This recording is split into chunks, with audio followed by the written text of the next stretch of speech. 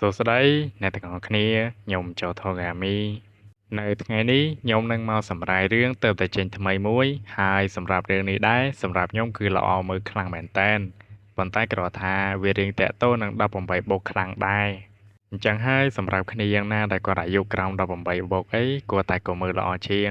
ដែលរឿងនេះមានចំណងជើងថា Please put them on តើការមានសានអញ្ចឹងគឺខ្ញុំសង្ឃឹមថាអ្នកទាំងអស់គ្នានឹងចូលចិត្តឥឡូវយើងចូលទៅកាន់វីដេអូតែម្ដងចូលនៅសាច់រឿងដំបូងយើងគឺបានឃើញជាមួយនឹងក្មេងស្រីដ៏ស្រស់ស្អាតម្នាក់ដែលនាងគឺជាក្មេងស្រីម្នាក់ដែលមានសម្រស់ស្រស់ស្អាតជាងគេដាច់សាលាតែម្ដងមិនថាកីឡាមិនថាឡាននិយាយមិនថាការរៀនមិនថាអ្វីផ្សេងទេនាងគឺល្អដាច់មកគេឈុតតែម្ដងហើយនាងគឺប្រៀបដូចជាព្រះនាងនៅវាលខ្សាច់សាហារាអញ្ចឹងបន្ទាប់មកសាច់រឿងរបស់យើងក៏បានបង្ហាញអំពីតួឯកប្រុសរបស់យើងដែលគាត់មានឈ្មោះថា Shiro Kose អញ្ចឹងគឺខ្ញុំសូមហៅគាត់ថា Kose តែម្ដងទៅ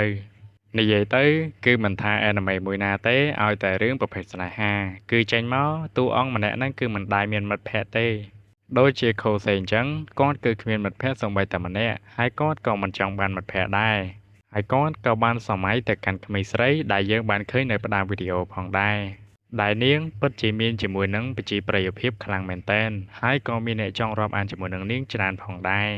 ដោយសារតែនាងគឺជាសិស្សប៉ាកែនិយាយទៅគឺប៉ាកែគ្រប់យ៉ាងតែម្ដងហើយខូសេគាត់ចេះតែគិតលេងទៅបើសិនជាគាត់មានឱកាសគាត់ប្រហែលជាអាចក្លាយទៅជាមិត្តភក្តិនឹងនាងដែរប៉ុន្តែមិត្តភក្តិគាត់នៅពេលនេះសូម្បីតែម្នាក់ក៏មិនមានផងអញ្ចឹងហើយគាត់គឺមិនហ៊ានសម័យទេថាគាត់នឹងក្លាយទៅជាមិត្តភក្តិជាមួយនឹងក្មេងស្រីដ៏ស្រស់ស្អាតម្នាក់នោះប៉ុន្តែនៅពេលដែលខូសេគាត់ដើរសុកគាត់ក៏បាននិយាយប្រាប់មកកាន់យើងថាប៉ុន្តែគាត់គឺមានជាមួយនឹងសុបិនមួយគាត់គឺមិនដឹងថាវាគឺជាសុបិនឬក៏វាជាការប៉ុណ្ណោះទេដែលយើងគឺបានឃើញគាត់កំពុងតែចាប់ភ្នំរបស់អាចារ្យម្នាក់នឹងឯងបន្ទាប់មកខូសេគាត់ក៏បានរកកន្លែងមួយដើម្បីញ៉ាំអាហារថ្ងៃត្រង់របស់គាត់ដែលកន្លែងញ៉ាំអាហាររបស់គាត់ហ្នឹងគឺនៅក្នុងបន្ទប់ baseball ណាអ្នកទាំងអស់គ្នានៅពេលដែលគាត់កំពុងតែញ៉ាំគាត់ក៏នឹកទៅដល់បន្ទុកគណិតវិទ្យារបស់គាត់ផងដែរមិនដឹងថាគាត់បានប្រមាណបន្ទុកនោះទេប៉ុន្តែទោះជាយ៉ាងណាគាត់សង្ឃឹមថាគឺវាល្អទៅចុះនៅពេលដែលគាត់កំពុងតែញ៉ាំសុកហ្នឹងស្រាប់តែក្មេងស្រីម្នាក់ហ្នឹងក៏បានបើកទ្វារចូលមកក្នុងបន្ទប់ហ្នឹងតែម្ដងដែលនាងគឺជាប្រធានរបស់ខូសេហើយគឺខ្ញុំសូមប្រាប់ឈ្មោះឲ្យទៅដែលនេះមានឈ្មោះថាតាកាមីនសានដែលតាកាមីនសានចូលនៅក្នុងបន្ទប់មួយហ្នឹងគឺនាងបានមកពាក់ជាមួយនឹងអាវទ្រនាប់របស់នាងហើយក៏ធ្វើឲ្យខូសេគាត់ក៏រៀងឆ្ងល់ផងដែរថាហេតុអ្វីនាងគឺមិនពាក់វានៅឯផ្ទះទៅចាំពាក់អីនៅកន្លែងហ្នឹងប៉ុន្តែនៅពេលដែលតាកាមីនសាននាងពាក់រួចហើយនាងក៏ត្រឡប់ទៅវិញតែម្ដងសាច់រឿងក៏បាននៅពេលដែលខូសេគាត់ចូលមកដល់ក្នុងថ្នាក់វិញគាត់គឺនៅតែនឹកឃើញនៅពេលដែលប្រធានថ្នាក់របស់គាត់បានធ្វើជាមួយនឹងអ្វីចម្លែកនោះប្រូក្រគេពាក់អាវតំណសចម្លែកដែរប៉ុន្តែនៅពេលហ្នឹងលោកគ្រូរបស់គាត់ក៏បានហៅគាត់ឡើងទៅលើដើម្បីទទួលជាមួយនឹងកណ្ដាលបន្ទុកគណិតវិទ្យារបស់គាត់ដែលបន្ទុកគណិតវិទ្យារបស់ខូសេគឺបានត្រឹមតែ52បន្ទុកតែប៉ុណ្ណោះបន្ទាប់មកលោកគ្រូគាត់ក៏បានហៅជាមួយនឹងតាកាមីនដើម្បីឲ្យឡើងទៅយកកណ្ដាលរបស់នាងនៅពេលដែលនាងឡើងទៅយកលោកគ្រូគាត់ក៏បាននិយាយថាសំទោសផងកម្រិតរបស់នាងគឺចាប់ផ្ដើមធ្លាក់ចុះហើយនាងគឺមិនទទួលបាន100បន្ទុកនោះទេដែលនាងទទួលបានបន្ទុកត្រឹមតែ98បន្ទុកតែប៉ុណ្ណោះចំណែកឯអ្នកនៅក្នុងថ្នាក់វិញនៅពេលដែលដឹងថាតាកូមីនគឺទទួលបានត្រឹមតែ98បន្ទុកបែបនេះដែលធ្វើឲ្យពួកគេពិតជាមានការឆ្ងល់ជាខ្លាំងដោយសារតែរាល់ដងបន្ទុករបស់នាងគឺមិនក្រោម100ទេនិយាយទៅមិនថាប្រឡងមិនថាធ្វើអីទេបន្ទុករបស់នាងគឺថិតថេររហូតតែម្ដងហើយនាងក៏បានសួរទៅកាន់លោកគ្រូផងដែរថាប្រហែលជាគាត់កែបន្ទុកខុសហើយមើលទៅប៉ុន្តែលោកគ្រូគាត់ក៏បាននិយាយថាគាត់អត់បានកែខុសទេហើយតាកូមីននាងក៏បាននិយាយថានៅពេលនេះគឺនាងដឹងហើយមិនដឹងថាមានរឿងអ្វីកើតឡើងទេនាងក៏សម្រេចចិត្តថាស្រាជាមួយនឹងខោក្នុងរបស់នាងចេញតែម្ដងនៅពេលហ្នឹងគឺធ្វើឲ្យខូសេហើយនិងសិស្សទាំងអស់គ្នាពិតជាមានការភ្ញាក់ផ្អើលជាខ្លាំងដែលពួកគេបាននិយាយថាតើនាងអត់ចេះខ្មាស់គេទេអីប៉ុន្តែនៅពេលដែលខូសេគាត់កំពុងតែអង្គុយសុកគាត់ក៏បានឮជាមួយនឹងលោកគ្រូបានស្រែកហៅឈ្មោះរបស់គាត់ដោយលោកគ្រូគឺបានហៅខូសេឲ្យឡើងទៅយកកណ្ដាលបន្ទុករបស់គាត់នឹងឯងដែលធ្វើឲ្យខូសេគាត់ពិតជាភ្ញាក់ផ្អើលជាខ្លាំងតែគាត់បាននិយាយទៅកាន់លោកគ្រូរបស់គាត់ថាក្រែងគាត់យកកណ្ដាលហើយតាអីហើយលោកគ្រូគាត់ក៏បាននិយាយថាល្បែងផ្សេងនឹងគ្រូណាដែលគាត់បាននិយាយថាយកកណ្ដាលក៏បាយស្អីហើយមានតន់យកមកពីណា នៅពេលហ្នឹងខូសេគាត់ក៏បានគិតថាប្រហែលជាគាត់សម័យហើយមើលទៅប៉ុន្តែនៅពេលដែលគាត់ឡើងទៅយកកណ្ដាលបន្ទក់របស់គាត់នៅតែហាពីដដែលនៅពេលដែលឃើញបែបហ្នឹងគាត់ក៏បាននិយាយបែបតែឯងដែលគាត់បាននិយាយថាប្រហែលជាសែនប៉ែរបស់គាត់បានបន្ទក់ត្រឹមតែ98បន្ទក់តែប៉ុណ្ណោះប៉ុន្តែនៅពេលដែលលោកគ្រូហៅជាមួយនឹងតាគូមីនបែរទៅជាបន្ទក់របស់នាងគឺឡើង100%ពេញតែម្ដងសាច់រឿងក៏បានកាត់ទៅកាន់ពេលល្ងាចនៅពេលនេះខូសេគាត់កំពុងតែធ្វើដំណើរទៅជួបសិស្សច្បងរបស់គាត់ដែលជាតាគូមីនហ្នឹងដោយសារតែខ្ញុំគឺរៀងផ្លេចឈ្មោះម្ដងម្កាលដែរនៅពេលដែលគាត់កំពុងតែធ្វើដំណើរបដាគាត់ក៏បានគិតមកកាន់ខ្លួនឯងបដាផងដែរថាគាត់សម័យឬក៏យ៉ាងម៉េចដោយសារតែគាត់មានអារម្មណ៍ថាប្រតិការដែលគាត់បានឃើញគឺគាត់ឃើញម្ដងរួចទៅហើយប៉ុន្តែនៅពេលនេះគាត់គឺចាប់ផ្ដើមឃើញវាម្ដងទៀតប៉ុន្តែនៅពេលដែលគាត់ឃើញគឺវាខុសគ្នាអំពីដែលគាត់ឃើញប្រតិការពីមុនឆ្ងាយណាស់ដោយសារតែគាត់មិនអស់ចិត្តគាត់ក៏សម្រេចចិត្តថាទៅជួបនាងតែម្ដងដើម្បីសួរឲ្យដឹងរឿងនៅពេលដែលគាត់ទៅដល់គាត់ក៏បានឃើញជាមួយនឹងតាគូមីនដែលនាងកំពុងតែពឹកហើយកិច្ចការរបស់នាងហើយនាងក៏បានសួរមកកាន់គាត់ផងដែរថាគាត់មានការអីបានមករកនាងហ្នឹងហើយខូសេគាត់គឺមិនបានលាក់អ្វីទេគាត់ក៏បាននិយាយប្រាប់ទៅកាន់នាងត្រង់ៗតែម្ដងថាគាត់មានអារម្មណ៍ថាបន្ទុកគណិតវិទ្យារបស់នាងគឺបានត្រឹមតែ98បន្ទុកតែប៉ុណ្ណោះប៉ុន្តែនៅសុកហេតុអ្វីបានជាវាឡើងទៅដល់100បន្ទុកអញ្ចឹងនៅពេលដែលតាគូមីនឮបែបហ្នឹងនាងក៏បានសួរទៅកាន់ខូសេវិញថាតើគាត់បានប្រាប់អ្នកផ្សេងទៀតឬអត់ហើយនាងក៏បានសួរទៅកាន់គាត់ទៀតថាតើគាត់បានឃើញជាមួយនឹងព្រឹត្តិការណ៍ទាំងអស់នោះមែនទេហើយនាងក៏បាននិយាយទៀតថានិយាយទៅនាងក៏មិនលាក់ដែរនៅពេលដែលនាងចូលទៅផ្លាតសម្លៀកបំពាក់នៅក្នុងបន្ទប់ baseball ហ្នឹងនាងក៏បានឃើញខូសេនៅក្នុងនឹងដូចគ្នាប៉ុន្តែគ្រាន់តែនាងមិនចង់និយាយបន្ទាប់មកដោយសារតែតាគូមីននាងចង់ពិសោធន៍ទៅកាន់តួឯកប្រុសនាងក៏សម្រេចចិត្តថាដាក់ទោសទៅកាន់គាត់តែម្ដងដោយនាងបានរកឡើងថាដោយសារតែខូសេគឺបានលួចមើលនាងផ្លាស់ប្ដូរសម្លៀកបំពាក់ដោយការដាក់ទោសរបស់នាងហ្នឹងគឺមិនធ្ងន់ធ្ងរប៉ុន្មានទេគ្រាន់តែនាងចោទយកជាមួយនឹងទឹកក្តៅមួយកែវឲ្យទៅកាន់គាត់ផឹកភ្លាមៗតែម្ដងប៉ុន្តែដោយសារតែខូសេមិនប្រយ័ត្នគាត់ក៏បានធ្វើជាមួយនឹងកែវទឹកមួយកែវនោះដែលធ្វើឲ្យវាកពប់តែម្ដងប៉ុន្តែការកពប់ហ្នឹងវាគឺមិនត្រូវតែកូមីននោះទេតែកូមីនគឺនាងបានគេចផុតប៉ុន្តែនៅពេលហ្នឹងតាកូមីននាងក៏ចាប់ផ្ដើមដោះអាវរបស់នាងទៀតហើយប៉ុន្តែនៅពេលដែលនាងដោះអាវរួចហើយស្រាប់តែខូសេគាត់ក៏បានឆ្លងពេលវេលាមកក្រោយតែម្ដងដោយនៅពេលនេះខូសេគាត់ធ្វើជាមួយនឹងកពប់ទឹកដដែលប៉ុន្តែគ្រាន់ថាទឹកហ្នឹងគឺបានសាមទៅកាន់តាកូមីនប៉ុន្តែតាកូមីននាងគឺមិនបានថាអ្វីទៅកាន់ខូសេនោះទេដែលនាងបាននិយាយទៅកាន់គាត់ថាប្រហែលជាឲ្យគាត់នឹងទ្រាំបន្តិចហើយនាងក៏បានឲ្យគាត់យកកណាត់ដើម្បីមកជួសដើមទ្រូងរបស់នាងផងដែរប៉ុន្តែគឺវាពិបាកជាមួយនឹងបុរសភាពដូចជាខូសេដោយសារតែនាងគឺមិនបានពាក់ជាមួយនឹងអាវត្រណប់នោះទេដែលធ្វើឲ្យគាត់គឺឃើញពេញតែម្ដងហើយគ្នាយើងប្រហែលឆ្ងល់ហើយមែនអត់ដោយសារតែមិញគឺគាត់នឹងមានអាវត្រណប់តែមិនបានសុកបែរទៅជាគាត់អត់មានអញ្ចឹងដោយសារតែខូសេគឺបានជួសជាមួយនឹងដើមទ្រូងរបស់នាងយឺតខ្លាំងពេកនាងក៏បានចាប់ដៃខូសេឲ្យមកច្បាច់វាតែម្ដងហើយកន្លែងហ្នឹងបើសិនជាគ្នាយើងចង់មើលគឺអាចទៅមើលពេញបានបន្ទាប់មកនាងក៏បាននិយាយទៅកាន់ខូសេថាគឺមានមនុស្សទីខ្លាំងណាស់ដែលបានគាត់សង្កល់ជាមួយនឹងរឿងទាំងអស់នេះ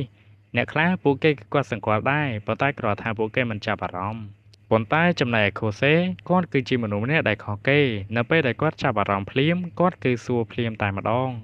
ហើយនាងក៏បាននិយាយប្រាប់ទៅកាន់ខូសេផងដែរថានេះវាគឺជាសមត្ថភាពរបស់នាងហើយនាងក៏បាននិយាយបញ្យល់ទៅកាន់គាត់ថាសមត្ថភាពរបស់នាងវាដំណើរការនៅពេលដែលរឿងអ្វីមួយដែលធ្វើឲ្យនាងខ្មាស់គេឬក៏រឿងដែលនាងអាម៉ាស់នៅពេលដែលនាងមានអារម្មណ៍ថានាងខ្មាស់គេសមត្ថភាពរបស់នាងនឹងភ្ញាក់ឡើងតែម្ដងប៉ុន្តែវាក៏ដោះដូរជាមួយនឹងរបស់មួយចំនួនផងដែរជាមួយនឹងការដោះដូរជាមួយនឹងសមត្ថភាពរបស់នាងនោះបើសិនជានាងមិនបាត់ជាមួយនឹងអាវត្រណប់ទេក៏ខោខ្នងដែរនិយាយទៅនៅក្នុងចំណោមពីរហ្នឹងគឺបាត់មួយនៅមួយចឹងទៅប៉ុន្តែបើសិនជានាងប្រើពីរដងគឺបាត់ទាំងពីរចឹងទៅនេះហើយគឺជាមូលហេតុដែលនាងទៅពាក់អាវត្រណប់នៅក្នុងក្លឹប baseball ហ្នឹងហើយនាងក៏បាននិយាយបញ្យល់ទៅកាន់ខូសេផងដែរហេតុអ្វីបានជានាងទទួលបានជាមួយនឹងសមត្ថភាពមួយនេះ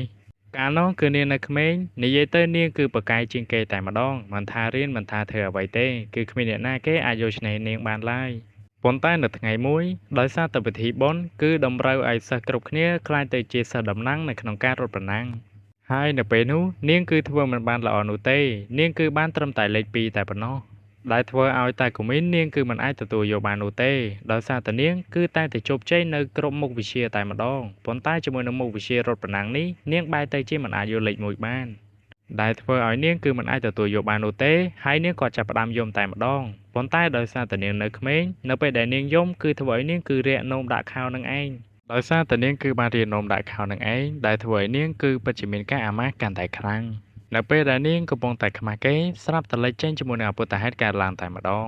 ដែលពេលវេលាគឺបានសារថយក្រោយនៅពេលដែលនាងកំពុងតែចាប់ផ្ដើមរត់ប្រណាំងប៉ុន្តែនាងគឺមិនបានគិតថាកំពុងតែមានរឿងអ្វីកើតឡើងនោះទេនាងក៏ចាប់ផ្ដើមធ្វើវារហូតទទួលបានលេខ1តែម្ដងប៉ុន្តែជាមួយនឹងការទទួលបានលេខ1នេះស្រាប់តែខោក្នុងរបស់នាងគឺត្រូវបាននឹងឯង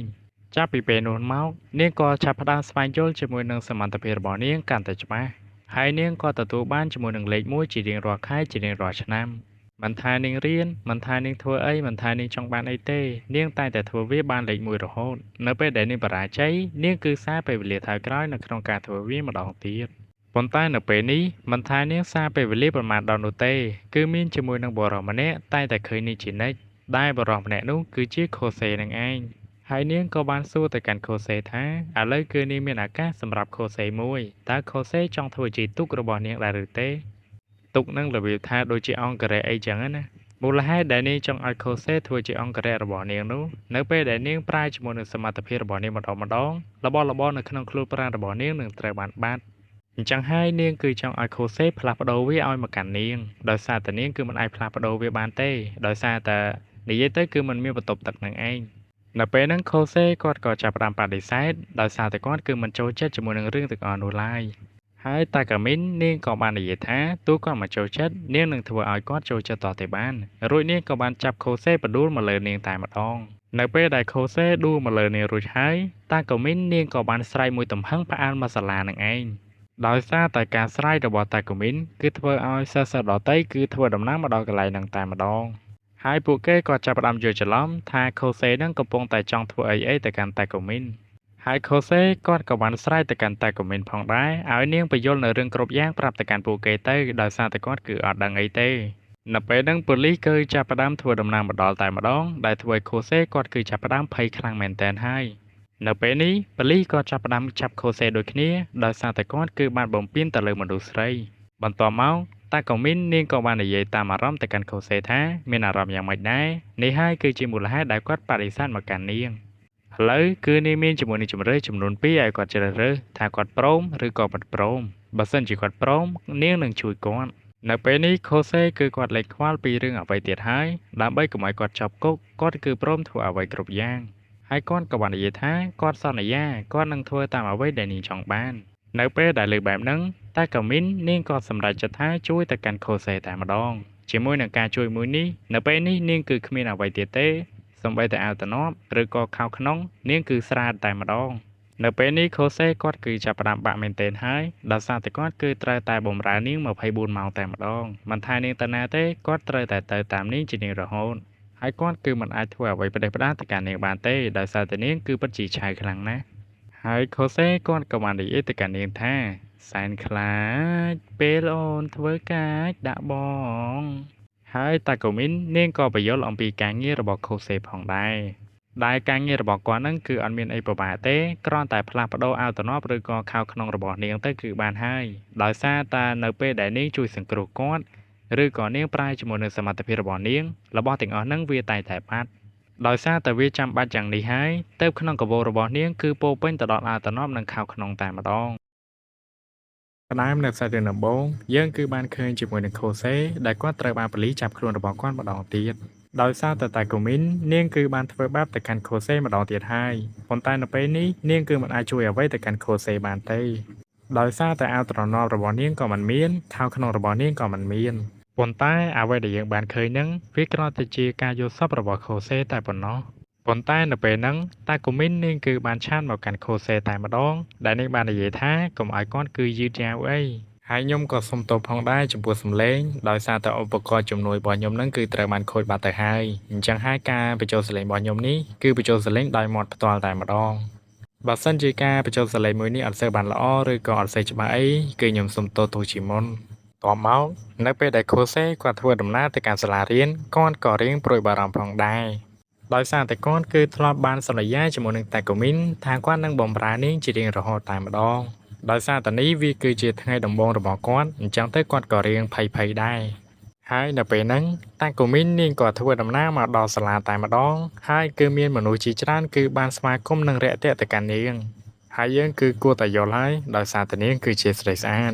ហើយតាកូមីននាងក៏បានតែរាក់ទាក់ជាមួយនឹងខូសេផងដែរហើយនាងក៏បានខ្សឹបទៅកាន់គាត់ថានាងគឺមានរឿងចង់និយាយជាមួយនឹងគាត់នៅបណ្ណាល័យនៅពេលដែលពួកគេបានជួបគ្នាយើងមើលទៅកាន់ទូឯកប្រុសគាត់គឺមិនហ៊ាននិយាយរោទៅកាន់តាកូមីននោះទេហើយតាកូមីននាងក៏បាននិយាយថាមិនចាំបាច់ដាក់ខ្លួនពេកទេដោយសារតែពួកយើងគឺជាដៃគូនឹងគ្នាអីហើយនាងក៏បានឲ្យនៅកាបូបមួយឲ្យទៅកាន់ទូឯកប្រុសផងដែរនៅពេលដែលខូសេគឺគាត់បានរឺតមើលគឺឃើញថានៅក្នុងហ្នឹងគឺពោពេញទៅដោយលីអូតែម្ដងហើយនាងក៏បាននិយាយបញ្យល់ទៅកាន់គាត់ថាដោយសារតែវាគឺត្រូវចាំបាច់អញ្ចឹងហើយនាងគឺមានជាមួយនឹងគោលបំណងមួយចង់ឲ្យទៅកាន់គាត់នៅពេលដែលនាងបានប្រើនៅសមត្ថភាពរបស់នាងភ្លាមលីអូរបស់នាងនឹងត្រូវបានបាត់ហើយអញ្ចឹងហើយនាងគឺចង់ឲ្យខូសេផ្លាស់ប្ដូរឲ្យនាងឲ្យលឿនជាទីបំផុតរបៀបថាបាត់ភ្លាមដូរភ្លាមអញ្ចឹងណាហើយខូសេក៏បាននិយាយទៅកាន់នាងថាហើយចោះចាំដូរនៅពេលម៉ោងសម្រាកទៅហើយតាកូមីននាងក៏បាននិយាយថានាងគឺមិនអាចផ្លាស់ប្ដូរដល់ម៉ោងសម្រាកបានទេបើសិនជានាងឡែកទៅចាំអញ្ចឹងវានឹងធ្វើឲ្យសមត្ថភាពរបស់នាងគឺពិបាកគ្រប់គ្រងប៉ុន្តែមិនអីទេបើសិនជាខូសេធ្វើការបានល្អនាងគឺមានរង្វាន់ឲ្យទៅកាន់គាត់នៅពេលហ្នឹងនាងក៏បានទាត់ជើងរបស់ខូសេដោយធ្វើឲ្យខូសេគឺដួលរួចនាងក៏បានឡើងអង្គុយពីលើគាត់ផងដែរហើយនាងក៏បាននិយាយទៅកាន់ខូសេថាដោយសារតែគាត់គឺជាមនុស្សបែបនេះហើយគឺជាមនុស្សដែលនាងចូលចិត្តនាងក៏បាននិយាយទៀតថានាងគឺមិនចង់ឲ្យអ្នកណាផ្សេងឃើញខោក្នុងរបស់នាងទេប៉ុន្តែបើសិនជាម្នាក់នោះគឺជាខូសេនាងគឺមិនប្រកាន់ឡើយសាច់រឿងក៏បានកាន់នៅពេលដែលពួកគេទាំងអស់គ្នាត្រូវបានចូលរៀននៅពេលហ្នឹងលោកគ្រូគាត់ក៏បានហៅជាមួយនឹងតាកូមីនឲ្យនាងឡើងអានជាមួយនឹងលំហាត់ប៉ុន្តែសម្បត្តិត្រឹមលំហាត់ប៉ុណ្ណឹងវាគឺជារឿងធម្មតារបស់តាកូមីនតែប៉ុណ្ណោះនាងគឺអាចធ្វើវាបានយ៉ាងល្អចំណែកឯខូសេវិញគាត់ពិតជាសរសើរទៅកាន់សែនប៉ៃរបស់គាត់ខ្លាំងណាស់ប៉ុន្តែនៅពេលហ្នឹងស្រាប់តែមានខ្យល់យ៉ាងខ្លាំងគឺបានបក់ចូលនៅក្នុងបរិវេណសាលារបស់ពួកគេនៅពេលដែលតាកូមីននាងគឺបានឃើញជាមួយនឹងខ្យល់បែបនេះភ្លាមនាងក៏បាននិយាយថានាងនឹងធ្វើវាឡើងវិញបន្ទាប់មកនាងគឺចាប់ផ្ដើមដោះនៅខោរបស់នាងចេញតែម្ដងដែលនាងបាននិយាយថាវាគឺមិនល្អបំផុតទេហើយសមត្ថភាពរបស់នាងក៏ចាប់ផ្ដើមដំណើរការតែម្ដងដែលវាគឺត្រូវបានទាញពេលវេលាថយក្រោយនឹងឯងនៅពេលដែលខូសេក្រោកមកវិញទើបគាត់ឃើញថានៅពេលនេះលោកគ្រូទើបតែសួរតែប៉ុណ្ណោះថាអ្នកណាគេគឺអាចឆ្លើយលំហាត់បាននៅពេលហ្នឹងលោកគ្រូគាត់ក៏បានហៅទៅកាន់តាកូមីនតែម្ដងរួចនាងក៏បានក្រោកឈរប៉ុន្តែនៅពេលនេះគឺខុសពីលើកមុនដោយសារតែនាងគឺបានកលេចភ្នែកទៅមើលទៅខាងពង្អួចហើយនាងក៏បានបិទភ្នែកនៅក្នុងការសម័យតែម្ដងដោយនៅក្នុងការសម័យរបស់នាងហ្នឹងគឺនាងបានសម័យថាខ្លួនឯងកំពុងតែនៅក្នុងប្រវត្តិសាស្ត្រហើយនាងក៏បាននិយាយថាអ្វីដែលល្អវាគឺមិនល្អបំផុតនោះទេអ្វីដែលល្អបំផុតគឺល្អឥតខ្ចោះប៉ុន្តែសាច់រឿងគឺមិនបង្ហាញថានាងកំពុងតែនិយាយអ្វីនោះទេគឺយើងឃើញថាកំពុងតែមានមនុស្សទះដៃបាត់ហើយហ្នឹងហើយកន្លែងនេះខ្ញុំក៏សូមបញ្យល់បន្តិចផងដែរកន្លែងនេះគឺនាងធ្វើបានល្អហើយប៉ុន្តែនៅពេលដែលនាងឃើញខ្យល់ហ្នឹងរបៀបថានាងគឺចង់ធ្វើឲ្យវាកាន់តែល្អជាងនឹងថែមទៀតរបៀបថាធ្វើចេញមកឲ្យគេចាប់អារម្មណ៍កាន់តែខ្លាំងចឹងណានៅពេលហ្នឹងតាកូមីននាងគឺបានគប់កណ្ដាលត្រូវក្បាលរបស់ខូសេតែម្ដងដែលនាងចង់បញ្ជាក់ថាកុំភ្លេចការនិយាយដោយសារតែយើងគឺពិតជាដឹងហើយនៅពេលដែលនាងប្រែជាមួយនឹងសមត្ថភាពរបស់នាងអ្វីមួយនឹងត្រូវបានបាត់ហើយវាគឺចាយដនខ្លាំងមែនតើគឺបាត់នៅអាចំណុចសំខាន់នឹងឯងនៅពេលហ្នឹងគឺធ្វើឲ្យខូសេគាត់ពិតជាពិបាកខ្លាំងមែនតើដោយសារតាណាមួយម៉ោងកំពុងតែចូលរៀនគាត់គឺមិនអាចទៅពាក់ខោឲ្យនាងបាននោះទេនៅពេលដែលនាងបានឃើញខូសេកំពុងតែស្ទាក់ស្ទើរនាងក៏បានកាហឹមទៅកាន់គាត់ផងដែរហើយនាងក៏បាននិយាយទៅកាន់ខូសេថាខូសេគឺធ្វើជាប់លុបនឹងជ្រុះហើយប៉ុន្តែតាមពិតទៅជាប់លុបមួយហ្នឹងវាគឺជាជាប់លុបរបស់តាកូមីននឹងឯងដែលនាងគឺបានបោះទៅខាងក្រោមដើម្បីប្រវែងដានសិស្សគ្រប់គ្នានិយាយទៅមិនថាតែខូសេទេសូម្បីតែអ្នកមើលក៏មិនហ៊ានធ្វើបែបហ្នឹងដែរនៅម៉ោងរៀនណោះប៉ុន្តែនៅពេលដែលខូសេគាត់នឹកឃើញនៅពេលដែលបលីចាប់គាត់ក៏សម្រេចចិត្តថាធ្វើវាតែម្ដងដោយសារតែពេលនេះគាត់គឺគ្មានជំរើសទេនៅពេលដែលលោកគ្រូកំពុងតែសរសេរអក្សរគាត់ក៏សម្រេចចិត្តថាងើបដើរទៅខាងក្រោយតែម្ដងនៅពេលដែលគាត់កំពុងតែពាក់ឲ្យនាងហ្នឹងសូម្បីតែភ្នែករបស់គាត់ក៏មិនហ៊ានមើលដែរដោយសារតែគាត់គឺជាសុភាពបុរស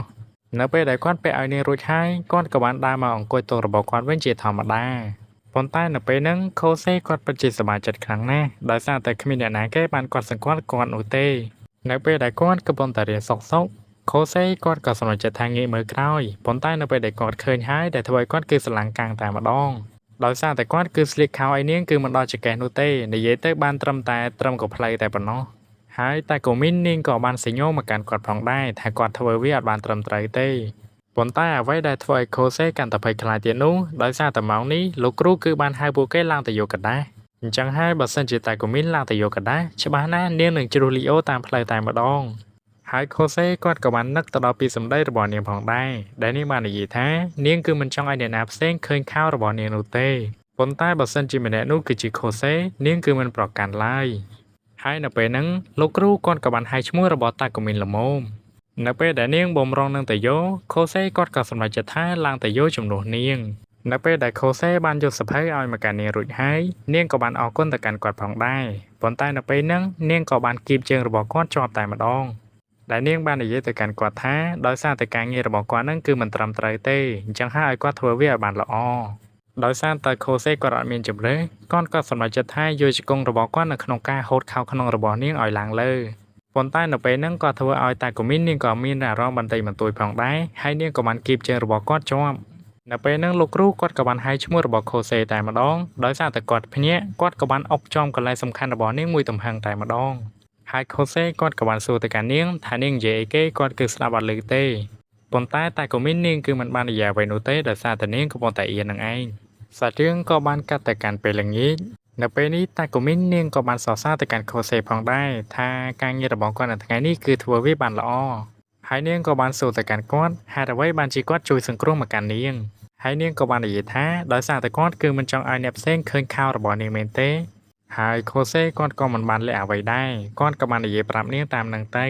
ហើយនាងក៏បាននិយាយថាមែនហើយនាងគឺជឿថាខូសេនឹងធ្វើបែបនោះដោយសារតែបែបនេះហើយទើបនាងគឺទុកចិត្តគាត់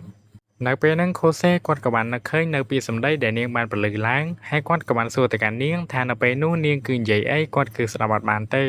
ប៉ុន្តែនៅពេលហ្នឹងគឺធ្វើឲ្យតែកូមីននាងពិតជាអៀនខ្លាំងណាស់រួចនាងក៏បាននិយាយថាកុំនិយាយអីគឺនាងអត់បាននិយាយអីនោះទេផ្ដើមនៅសាច់រឿងលោកគ្រូគឺបានប្រើទៅកាន់តែកូមីនថាឲ្យនាងជួយប្រមូលជាមួយនឹងកិច្ចការសិស្សទាំងអស់គ្នាផងចំណែកឯតាកូមីនវិញនាងគឺមិនបានបដិសេធអ្វីទេដោយសារតែនាងគឺជាប្រធានថ្នាក់របស់ពួកគេទាំងអស់គ្នានៅពេលដែលនាងបានប្រមូលក្តារទៅកាន់ពួកគេអស់ហើយស្រាប់តែមានជាមួយនឹងអាចารย์ប្រមាណអ្នកក៏បានដើរមកសួរមកកាន់នាងថាប្រហែលជានេះពិបាកហើយដោយសារតែមានក្តារច្រើនអញ្ចឹងមិនម៉ាទេគឺឲ្យពួកគេទាំងពីរជួយមកចំណែកឯខូសេវិញគាត់ក៏បានឃើញជាមួយនឹងព្រឹត្តិការណ៍ទាំងអស់ហ្នឹងដែរប៉ុន្តែគាត់គឺមិនបានខ្វាយខ្វល់ទេដែលគាត់គិតថាប្រហែលជាពួកគេទាំងពីរនោះគឺជួយតែកូមីនហើយប៉ុន្តែនៅពេលហ្នឹងតាកូមីនក៏បាននិយាយទៅកាន់ខូសេថាឯងគឺមិនបានគិតអំពីកិច្ចការរបស់ឯងទេរួចនាងក៏សម្រេចចិត្តថាដោះនៅខោក្នុងរបស់នាងចេញតែម្ដងនៅក្នុងការពវល់ពេលវេលាត្រឡប់ថយក្រោយនៅពេលដែលសមត្ថភាពរបស់នាងដំណើរការគឺពវល់ថយក្រោយនៅពេលដែលមានសិស្សប្រុសពីរនាក់គឺបានសុំទៅកាន់តាកូមីនថាពួកគេនឹងជួយហើយខូសេគាត់គឺមិនបានគិតច្រើននោះទេគាត់ក៏បាននិយាយថាទុកឲ្យគាត់ជាអ្នកជួយវិញនៅពេលដែលពួកគេធ្វើកិច្ចការរួចហើយតាកូមីនក៏បាននិយាយទៅកាន់ខូសេថាតើគាត់គឺមិនដឹងអំពីកិច្ចការរបស់ខ្លួនឯងទេមែនឬក៏គាត់ចង់បំភ្លេចគុណនាងចំណែកឯខូសេវិញគាត់ក៏បាននិយាយសុំទោសទៅកាន់នាងផងដែរហើយគាត់ក៏បានពាក់ខោក្នុងឲ្យនាងដូចគ្នាហើយកន្លែងផ្លាស់ប្ដូរឲ្យគ្នានឹងដូចជាគ្មានកន្លែងអញ្ចឹងតែផ្លាស់ប្ដូរនៅអាមុខបន្ទប់ដើរចូលថ្នាក់នៅពេលដែលខូសេបានពាក់ឲ្យនាងរួចហើយតែកូមីននាងក៏បាននិយាយថាលើកក្រោយគឺកុំនាំបញ្ហាមកកាន់នាងទៀតពេលដែលពួកគេកំពុងតែដើរតាមផ្លូវយើងឃើញថាតាកូមីនគឺពិតជាមានប្រជាប្រិយភាពខ្លាំងណាស់គឺមានជាមួយនឹងមនុស្សមួយក្រុមគឺបានដើរមកសួរសុខទុក្ខជាមួយនឹងនាងហើយក៏បានសួរទៅកាន់នាងផងដែរថាមានកិច្ចការអ្វីដែលអាចឲ្យពួកគេជួយបានប៉ុន្តែអ្វីដែលធ្វើឲ្យខូសេភ្ញាក់ផ្អើលគឺគាត់សង្កេតឃើញថាតាកូមីនគឺបានស្គាល់ប្រវត្តិរូបពួកគេទាំងអស់តែម្ដងមិនថាពួកគេឈ្មោះអីឬក៏ពួកគេចូលចិត្តអីទេនាងគឺដឹងទាំងអស់នៅពេលដែលពួកគេធ្វើដំណើរត្រឡប់ទៅវិញតាកាមីនគឺបាននិយាយប្រាប់ទៅកាន់ខូសេថាចំណុចចិត្តរបស់នាងជាលើកទី2នោះនាងគឺចង់ធ្វើជាតួជប៉ុនហើយខូសេគាត់ក៏បានសួរទៅកាន់នាងថាតើនាងមិនមានជាមួយនឹងភាពធុញទ្រាន់ទេមែនទេដែលជាមួយនឹងគាត់គ្រប់ពេលវេលាគ្រប់ទីកន្លែងបែបហ្នឹងហើយគាត់ក៏បានសួរទៅកាន់នាងទៀតថាហេតុអ្វីបានជានាងឯងស្គាល់ឈ្មោះសិស្សទាំងអស់នៅក្នុងថ្នាក់នេះហើយតាកូមីននាងគឺមិនបានលាក់នោះទេនាងក៏បាននិយាយប្រាប់ទៅកាន់ខូសេថានាងគឺមិនធុញទ្រាន់នៅរឿងទាំងអស់នេះទេហើយមូលហេតុដែលនាងស្គាល់ជាមួយនឹងឈ្មោះសិស្សទាំងអស់ដោយសារតែនាងគឺបានទៅទិញឈ្មោះរបស់ពួកគេដោយសារតែនាងគឺជាប្រធានក្លឹបអញ្ចឹងហើយឈ្មោះរបស់ពួកគេនាងគឺស្គាល់ទាំងអស់ហ្នឹងហើយសារគិតតែមើលមនុស្សដែលចិត្តល្អហើយនឹងស្រស់ស្អាតដូចជានាងអ្នកណាគេដែលអាចបំភ្លេចនាងបាននៅពេលដែលតាកូមីនដើរទៅបាត់ខូសេគាត់ក៏បាននិយាយមកខាងខ្លួនឯងថានៅពេលខ្លះខ្ញុំក៏មានអារម្មណ៍ថាចំណែនទៅកាន់តាកូមីនផងដែរដោយសារតែនាងគឺមានអ្នកចូលចិត្តច្រើនហើយនឹងកោតស្រឡាញ់និងគោរពនាងខ្លាំងណាស់ នៅពេលដែលខូសេគាត់កំពុងតែឆ្ងល់ហេតុអ្វីបានជាសិស្សច្បងរបស់គាត់ស្គាល់ជាមួយនឹងប្រវត្តិរូបសិស្សគ្រប់គ្នានៅក្នុងថ្នាក់មួយនេះនៅពេលហ្នឹងតាកូមីននាងក៏បាននិយាយប្រវត្តិរូបរបស់ខូសេផងដែរថាគាត់មានអាយុ17ឆ្នាំគាត់កើតនៅខែណាថ្ងៃណាហើយគាត់គឺកើតចំតំបន់អីចឹងទៅចំណុចចំណូលគាត់ចូលចិត្តអីនិយាយទៅគឺនាងដឹងទាំងអស់តែម្ដងដោយសារតានាងគឺនិយាយត្រង់ខ្លាំងពេកខូសេគាត់ក៏បាននិយាយចោលថាតនេខ្លាំងម៉ែគឺដើរឆែកនៅប្រវត្តិរូបរបស់គេហ្នឹងនៅពេលហ្នឹងគឺធ្វើឲ្យតែកូមីននាងក៏រែងខឹងផងដែររួចនាងក៏បាននិយាយទៅកាន់គាត់ថាគិតថានាងតនេខ្លាំងណាស់មែនមើលតែប្រវត្តិរូបគាត់មួយហ្នឹងនៅពេលហ្នឹងតែកូមីននាងក៏បាននឹកឃើញនៅពេលដែលខូសេបានផ្លាស់ប្ដូរខោឲ្យមកកាន់នាងក៏បាននិយាយទៅកាន់គាត់ថាគឺនាងផ្លេចឲ្យកាដូទៅកាន់ខូសេបាត់ទៅហើយឥឡូវហ្នឹងខូសេគឺចង់បានកាដូឬអត់ប៉ុន្តែចំណែកខូសេវិញគាត់គឺល្ងងចំម៉ាយដែលគាត់គិតថាប្រហែលជានាងនិយាយលេងចឹងណាដែលគាត់បាននិយាយថាប្រហែលជានាងមិនឲ្យគាត់ទេហើយគាត់ក៏បានដើរហួសនាងទៅនៅពេលហ្នឹងគឺធ្វើឲ្យតែកូមីននាងគឺសង្ហាចិត្តតែម្ដងរួចនាងក៏បានចាប់ខូសេបដួលហើយនាងក៏បាននិយាយទៅកាន់គាត់ថាបើសិនជាគាត់ចង់បាននាងនឹងឲ្យគាត់ឥឡូវហ្នឹងគាត់គឺចង់បានឬអត់ហើយនាងក៏បានយកនៅដើមទ្រូងដ៏សែនធំរបស់នាងទៅផ្អឹបជាមួយនឹងខូសេផងដែរហើយនាងក៏បានសួរទៅកាន់គាត់ថាឥឡូវសូមឲ្យខូសេប្រាប់អារម្មណ៍របស់គាត់មកកាន់នាងមកថានៅពេលនេះគាត់កំពុងតែមានអារម្មណ៍យ៉ាងម៉េចកុំផ្អឹបខ្លាំងពេកបាក់ឆ្អឹងគាត់ឡើយនៅពេលហ្នឹងខូសេគាត់ក៏បាននិយាយថាគាត់គឺមិនតាន់ត្រៀមខ្លួនទេប៉ុន្តែបើសិនជានាងចង់ធ្វើវាពួកយើងគួរតែធ្វើវានៅខាងក្រៅនិយាយទៅកន្លែងហ្នឹងនិយាយចំហ្មងនៅពេលហ្នឹងគឺធ្វើឲ្យតែកូមីននាងពិតជាអស់សំណើចខ្លាំងណាស់រួចនាងក៏បាននិយាយទៅកាន់ខូសេថានាងគឺមិននឹកស្មានថាទទួលបាននៅចម្លើយដ៏សែនចម្លែកមួយនេះចេញអំពីខូសេនោះទេនៅពេលហ្នឹងដោយសារតែខូសេមិនប្រយ័ត្នគាត់ក៏បានល្អិលជើងធ្លាក់ពីលើកាំចដាតែម្ដងនៅពេលដែលខូសេបើកភ្នែកមកវិញភ្នំសកតប៉ុន្តែតាមពិតទៅនៅពេលនេះខូសេគាត់កំពុងតែនៅក្នុងបន្ទប់ពេទ្យហើយគាត់ក៏បានសួរទៅកាន់តាកូមីនផងដែរហេតុអ្វីបានជាគាត់ចូលមកក្នុងបន្ទប់ពេទ្យអញ្ចឹងនៅពេលហ្នឹងតាកូមីននាងក៏បានបញ្យល់ថានៅពេលហ្នឹងមែននៅពេលហ្នឹងខូសេឯងមិនដឹងដើរមិនទេល្អិលធ្លាក់ពីលើកាំចដាបោកក្បាលងាប់ប៉ុន្តែសំណាងល្អដែរនាងគឺអាចប្រវល់ពេលវេលាថយក្រោយដើម្បីជួយសង្គ្រោះគាត់បានអញ្ចឹងហើយគាត់គឺមិនសូវមានរបួសធ្ងន់ទេនៅពេលហ្នឹងតាកូមីននាងក៏បានចាប់ក្បាលខូសេទៅផ្អឹបនៅកំភ្លើរបស់នាងតែម្ដងដែលនាងបាននិយាយថាគាត់គួរតែសម្រាកយកកម្លាំងឲ្យបានច្រើនជាងនេះចង់សួរថាកន្លែងហ្នឹងអាចដូរដាក់ខ្ញុំវិញបានអត់ហើយខូសេអូនឯងកុំភ្លេចប្រាប់បងផងថាមិនដែរក្លិនរបស់គាត់ក៏អប់អត់ទេបន្ទាប់មកខូសេគាត់ក៏បាននិយាយប្រាប់ទៅកាន់តាកូមីនថានៅថ្ងៃនេះគឺគាត់មានការងារដែលត្រូវធ្វើគាត់ត្រូវតែហាត់ប្រាណយ៉ាងហោចណាស់ឲ្យបាន30នាទីនៅពេលដែលលើកបែបហ្នឹងតាកូមីននាងក៏សម្រេចចិត្តថាជួយទៅកាន់ខូសេតែម្ដងប៉ុន្តែនៅពេលដែលមនុស្សគ្រប់គ្នាកំពុងតែរត់ហាត់ប្រាណហ្នឹងយើងមើលទៅកាន់ខូសេគាត់គឺពិតជារោគរាក់ខ្លាំងមែនតើដោយសារតែកូមីនគឺឃើញខូសេរោគរាក់បែបនេះនាងក៏សម្រេចចិត្តថាឲ្យគាត់នឹងសម្រាកមកផ្លេតទៅនៅពេលហ្នឹងតាកូមីនក៏បានចាប់អោបខូសេតែម្ដងដោយសារតែការអោបរបស់នាងគឺធ្វើឲ្យញើសរបស់ខូសេគឺបានសើមជាមួយនឹងអាវទ្រនាប់របស់នាងផងដែរហើយនាងក៏បាននិយាយថាមូលហេតុដែលនាងអោបគាត់ដោយសារតែនាងគឺចង់ឲ្យឆ្អឹងខ្នងរបស់គាត់នឹងគឺត្រង់ល្អហើយនាងក៏បាននិយាយថាខូសេត្រូវតែបញ្ចប់ទីយ៉ាងហោចណាស់ឲ្យបាន30នាទីបើសិនជាមិនចឹងទេដឹងតែត្រូវបំណងរបស់នាងហើយជាលទ្ធផលខូសេគាត់ធ្វើវាមិនបានល្អនោះទេហើយអ្វីដែលគួរឲ្យខ្មាស់គេទៀតនោះគាត់គឺមកដល់ក្រោយគេថែមទៀតដោយសារតែពិបាកភ្នែកមើលខ្លាំងពេកតាកូមីននាងក៏សម្រេចចិត្តថាប្រើនៅសមត្ថភាពរបស់នាងដើម្បីកែប្រែពេលវេលាតែម្ដងនៅពេលដែលនាងកែប្រែរួចហើយនាងក៏បាននិយាយទៅកាន់ខូសេថានេះវាគឺជាលើកទី2ហើយបើសិនជាគាត់នៅតែបរាជ័យទៀតនាងគឺមិនដឹងជួយគាត់យ៉ាងម៉េចទៀតទេហើយតាកូមីននាងក៏នឹកឃើញទៅដល់កំណត់មួយតែម្ដងនាងនឹងសម្រេចចិត្តថាជិះកង់ដេញតាមពួកគេពីក្រោយអញ្ចឹងគឺយើងពិតជាដឹងហើយថានៅពេលដែលនាងប្រើនៅសមត្ថភាពរបស់នាងហើយខោក្នុងរបស់នាងនៅត្រូវបានបាត់អញ្ចឹងហើយនាងនឹងលិចដាក់គេតែម្ដងដោយសារតែខូសេគាត់ក៏ដឹងនៅរឿងនេះដែរគាត់ក៏សម្រេចចិត្តថារត់យ៉ាងលឿននៅក្រោយនាងដើម្បីកុំឲ្យអ្នកណាគេមើលឃើញនៅខោរបស់នាងជាលទ្ធផលនៅពេលនេះខូសេគាត់គឺអាចធ្វើបានហើយគាត់កំពុងតែស្លៀកខោថ្មីឲ្យទៅកាន់នាងផងដែរហើយតាកូមីនគឺបានសួរទៅកាន់ខូសេថាឥឡូវហ្នឹងគឺគាត់មានអារម្មណ៍យ៉ាងម៉េចហើយខូសេគាត់ក៏បានឆ្លើយទៅកាន់នាងវិញថានិយាយឲ្យត្រង់គាត់ពិតជារីករាយខ្លាំងណាស់នៅពេលដែលគាត់បាននៅជាមួយនាងដោយសារតែពាក្យសម្ដីរបស់ខូសេក៏ធ្វើឲ្យតាកូមីននាងក៏រៀងរំភើបចិត្តផងដែរនៅពេលដែលខូសេមកដល់ផ្ទះតាកូមីនក៏បានទេមកកាន់គាត់ផងដែរដែលនាងបានសួរទៅកាន់គាត់ថាតើគាត់បានឃើញជាមួយនឹងខោអាវកីឡារបស់នាងឬអត់ដោយសារតែនាងគឺផ្លេចយកមកហើយខោអាវរបស់នាងហ្នឹងគឺនៅក្នុងកាបូបរបស់ខូសេនឹងឯងហើយនាងក៏បាននិយាយទៅកាន់ខូសេថាឲ្យគាត់នឹងចាំនៅផ្ទះទៅចាំនាងទៅយកនៅឯផ្ទះរបស់គាត់ ហើយក៏ធ្វើឲ្យខូសេគាត់ក៏រៀងឆ្ងល់ផងដែរហេតុអ្វីបានជាតាកូមីនស្គាល់ផ្ទះគាត់ហើយគាត់ក៏បានគិតថាប្រហែលជាផ្ទះរបស់នាងនៅជិតផ្ទះរបស់គាត់ហើយមើលទៅហើយតាកាមីននាងក៏បានថតរូបរបស់នាងផ្ញើមកកាន់ខូសេផងដែរដែលនាងចង់បញ្ជាក់ថានៅពេលនេះនាងកំពុងតែទៅរកគាត់ហើយនៅពេលហ្នឹងខូសេគាត់ក៏បានចាប់អារម្មណ៍ទៅកាន់អាប៉ែម្នាក់ដែលគេកំពុងតែមើលទៅកាន់តាកូមីននោះដោយសារតែឃើញបែបហ្នឹងក៏ធ្វើឲ្យខូសេបារម្ភទៅកាន់តាកូមីនផងដែរដែលគាត់ខ្លាចមានក្មេងពៀធ្វើរឿងមិនសមរម្យទៅកាន់តាកូមីនអីចឹងណាហើយគាត់ក៏សម្រេចចិត្តថាចេញទៅរកនាងតែម្ដងសាច់រឿងក៏បានកាត់មកកាន់តាកូមីនវិញនៅពេលនេះនាងកំពុងតែនៅកន្លែងសាធារណៈមួយកន្លែងដោយសារតែនាងគឺរកផ្ទះខូសេអត់ឃើញអញ្ចឹងហើយមានតែអង្គុយចាំទៅវាត្រូវហើយអត់ស្គាល់ផ្ទះគេផងវាយសាក់មករកគេដល់ផ្ទះនៅពេលដែលនាងបំរុងនឹងងក់ងោថារកទៅវិញទៅហើយហ្នឹងស្រាប់តែខូសេគាត់ក៏ធ្វើដំណើរមកដល់តែម្ដងហើយតាកូមីននាងក៏បាននិយាយទៅកាន់ខូសេថាហេតុអ្វីបានជាខូសេឲ្យម្ចាស់ខ្លួនឯងជាអ្នករងចាំគាត់អញ្ចឹងគាត់ពិតជាយឺតពេកហើយខូសេគាត់ក៏បាននិយាយថាដោយសារតែនាងគឺគ្មានជាមួយនឹងអាវក្នុងខោក្នុងទេអញ្ចឹងហើយគាត់ចេះតែព្រួយបារម្ភទៅហើយតាកូមីននាងក៏យល់អំពីអត្ថន័យរបស់គាត់ផងដែរដែលនាងបាននិយាយថាហើយចុះបើសិនជាមានមនុស្សចាប់នាងមែនគាត់គួរតែធ្វើបែបម៉េចហើយខូសេគាត់ក៏បាននិយាយថាគាត់គឺមិនដឹងទេប៉ុន្តែអ្វីដែលគាត់កំពុងតែគិតនៅពេលនេះគាត់គឺកំពុងតែព្រួយបារម្ភអំពីនាងនៅពេលដែលលើបែបហ្នឹងក៏ធ្វើឲ្យតាកូមីននាងក៏រៀងអៀនបន្តិចផងដែរហើយនាងក៏បានសួរបញ្ជាក់ទៅកាន់ខូសេម្ដងទៀតថាតើគាត់ព្រួយបារម្ភអំពីនាងមែនក៏អីបើសិនជាមែននាងគឺអរគុណគាត់ហ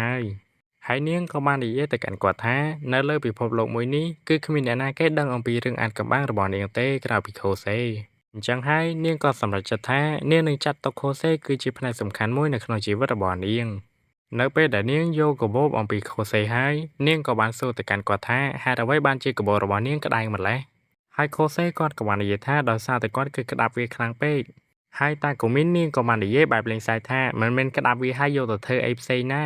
នៅសាច់រឿងមកហ្នឹងយើងគឺបានឃើញជាមួយនឹងតាកូមីនដែលនាងកំពុងតែហ្វឹកហាត់ហែលទឹកជាមួយនឹងទេពកោសល្យដែលនាងមានតាំងពីនៅក្មេងគឺគ្មានអ្នកណាគេអាចយកឈ្នះនាងបាននោះទេចំណែកឯខូសេវិញគាត់គឺបានគិតនៅក្នុងចិត្តថាបើសិនជានាងខ្លាំងម្លឹងតើអ្នកណាគេដែលអាចធ្វើជាដៃគូនឹងនាងបានចំណែកឯតាកូមីនវិញនៅពេលនេះនាងកំពុងតែគិតរឿងអ្វីមួយហើយនាងក៏ចាប់ផ្ដើមពវល់ពេលវេលាថយក្រោយតែម្ដងនៅពេលដែលសមត្ថភាពរបស់នាងត្រូវបានដំណើរការគឺថយក្រោយនៅពេលដែលពួកគេបំរុងនឹងប្រណាំងគ្នាហែលទឹកប៉ុន្តែនៅពេលដែលពួកគេកំពុងតែប្រណាំងហែលទឹកហ្នឹងតាកូមីននាងគឺមិនបានហែលទឹកដូចជាពួកគេនោះទេបើសិនជាយើងនិយាយស្រួលស្ដាប់ទៅភាសាខ្មែរគឺគេហៅថាចាក់កណូតនឹងឯងហើយខ្ញុំក៏សុំទោសផងដែរជាមួយនឹងសម្លេងរំខានដោយសារតែនៅចិត្តតែខ្ញុំហ្នឹងគឺមានក្មេងបែកថ្នាំអញ្ចឹងណាគឺស្រែអាឡូអាឡាពេញផ្ទះហ្នឹងទោះបីជាតាកូមីនគឺនាងហែលទឹកបច្ច្រាស់ក៏ដោយជាចុងក្រោយនាងនៅតែអាចយកលេខ1បានដដែលនៅពេលដែលបញ្ចប់ការប្រកួតតាកូមីនក៏បានដើរមកសួរខូសេថាហេតុអីបានជាថ្ងៃហ្នឹងគាត់ហាក់ដូចជាអត់ចង់និយាយរកនាងអញ្ចឹងហើយខូសេគាត់ក៏បាននិយាយប្រាប់ទៅកាន់នាងថាមិនមែនគាត់មិនចង់និយាយទេដោយសារតែគាត់គឺគ្មានពេលសួរបន្ទាប់មក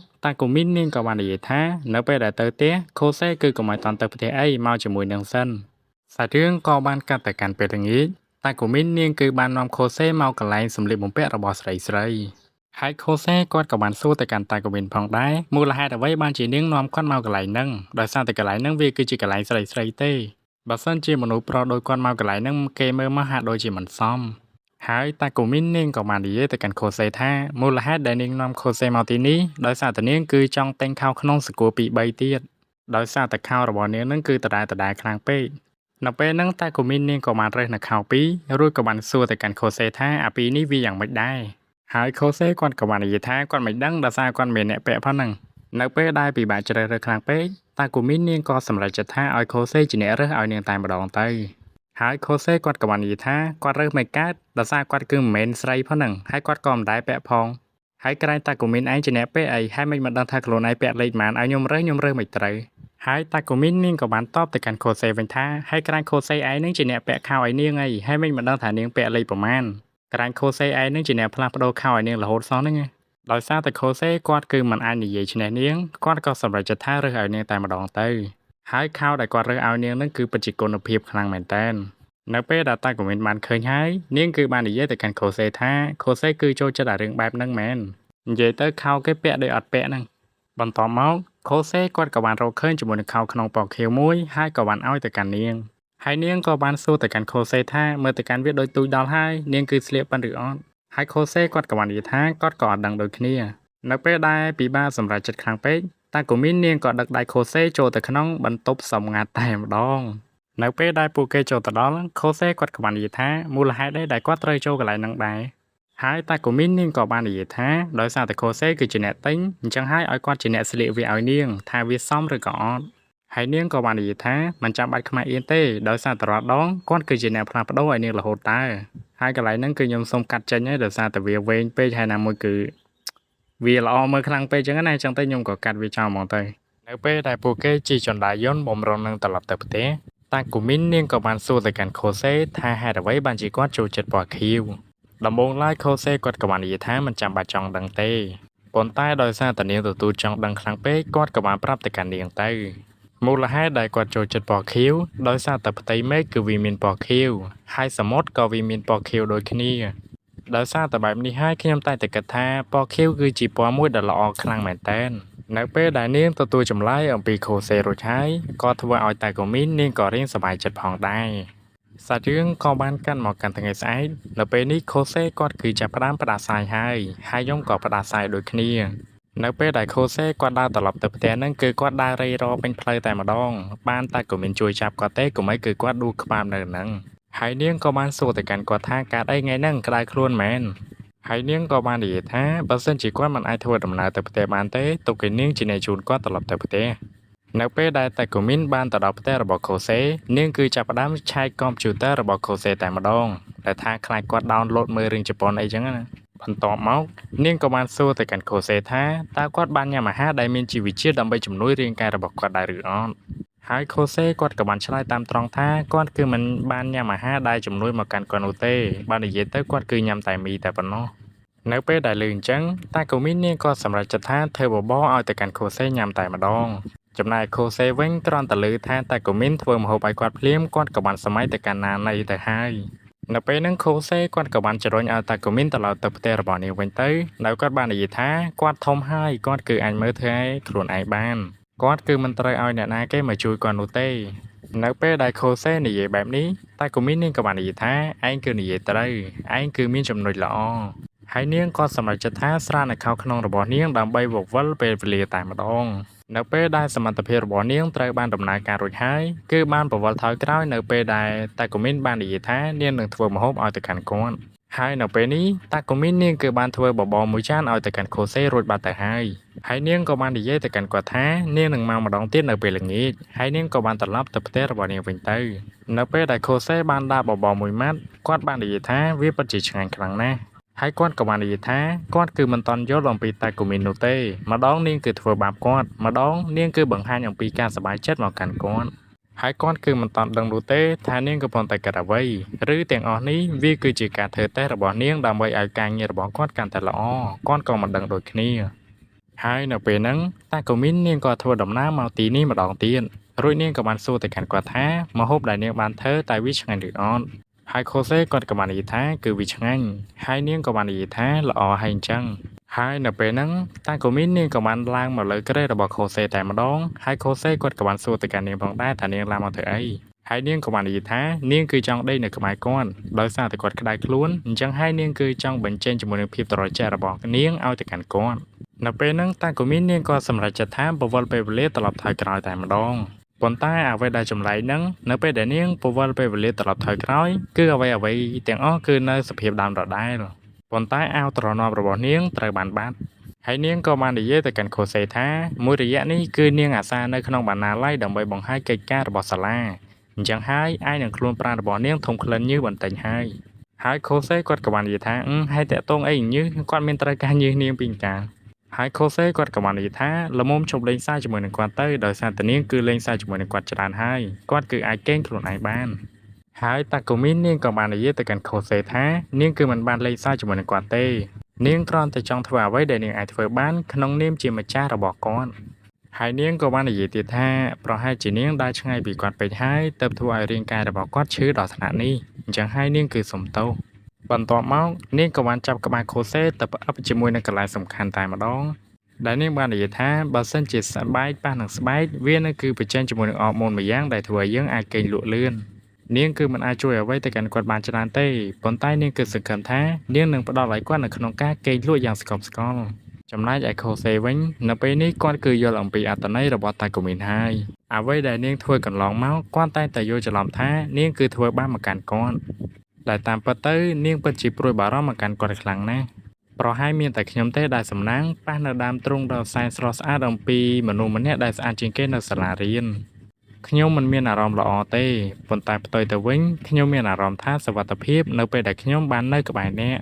ពេលនោះខូសេគាត់ក៏បានសួរទៅកាន់តាកូមីនថាតើគាត់អាចសួរនាងមួយសំណួរបានឬអត់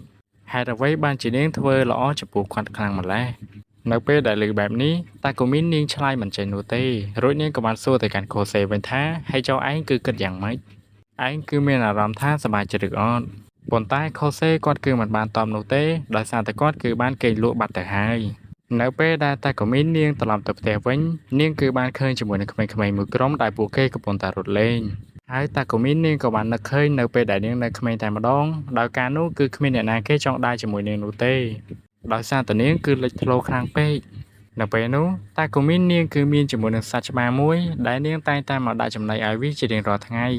ហើយនៅពេលហ្នឹងក៏មានជាមួយនឹងក្មេងប្រុសម្នាក់ទៀតគេក៏ចូលចិត្តឆ្មានៅកន្លែងហ្នឹងផងដែរហើយគេក៏បានយកទៅដោះគោដាក់ទៅឲ្យវាផឹកដូចគ្នាហើយតាកូមីននាងគឺមិនតាន់ស្គាល់នោះទេថាក្មេងប្រុសម្នាក់នេះគឺជានរណានាងគ្រាន់តែសម្លឹងមុខទៅកាន់គេតែប៉ុណ្ណោះផ្ដើមនៅសាច់រឿងយើងគឺបានឃើញនៅខូសេហើយនិងតាកូមីននៅពេលនេះពួកគេកំពុងតែឈរនិយាយគ្នាដោយសារតែខូសេមួយរយៈនេះគាត់គឺពិតជារៀនខ្សោយខ្លាំងណាស់និយាយទៅលេខរបស់គាត់គឺធ្លាក់រាល់ខែតែម្ដងហើយណាមួយគឺវាចិត្តដល់ជាមួយនឹងវិស្មការរដូវក្តៅហើយយើងគឺមានពេលសម្រាប់ច្រើនអញ្ចឹងហើយតាកូមីននាងក៏សម្រេចចិត្តថានាងនឹងបង្រៀនខូសេតែម្ដងនៅពេលដែលពួកគេចូលរៀនយើងឃើញថាខូសេគាត់ពិតជាខំរៀនខ្លាំងមែនតើប៉ុន្តែអ្វីដែលធ្វើឲ្យខូសេឆ្ងល់នោះសឹងតែមួយថ្ងៃពេញបាត់ទៅហើយតាកូមីននាងគឺមិនបានប្រើសមត្ថភាពរបស់នាងបានសូម្បីតែម្ដង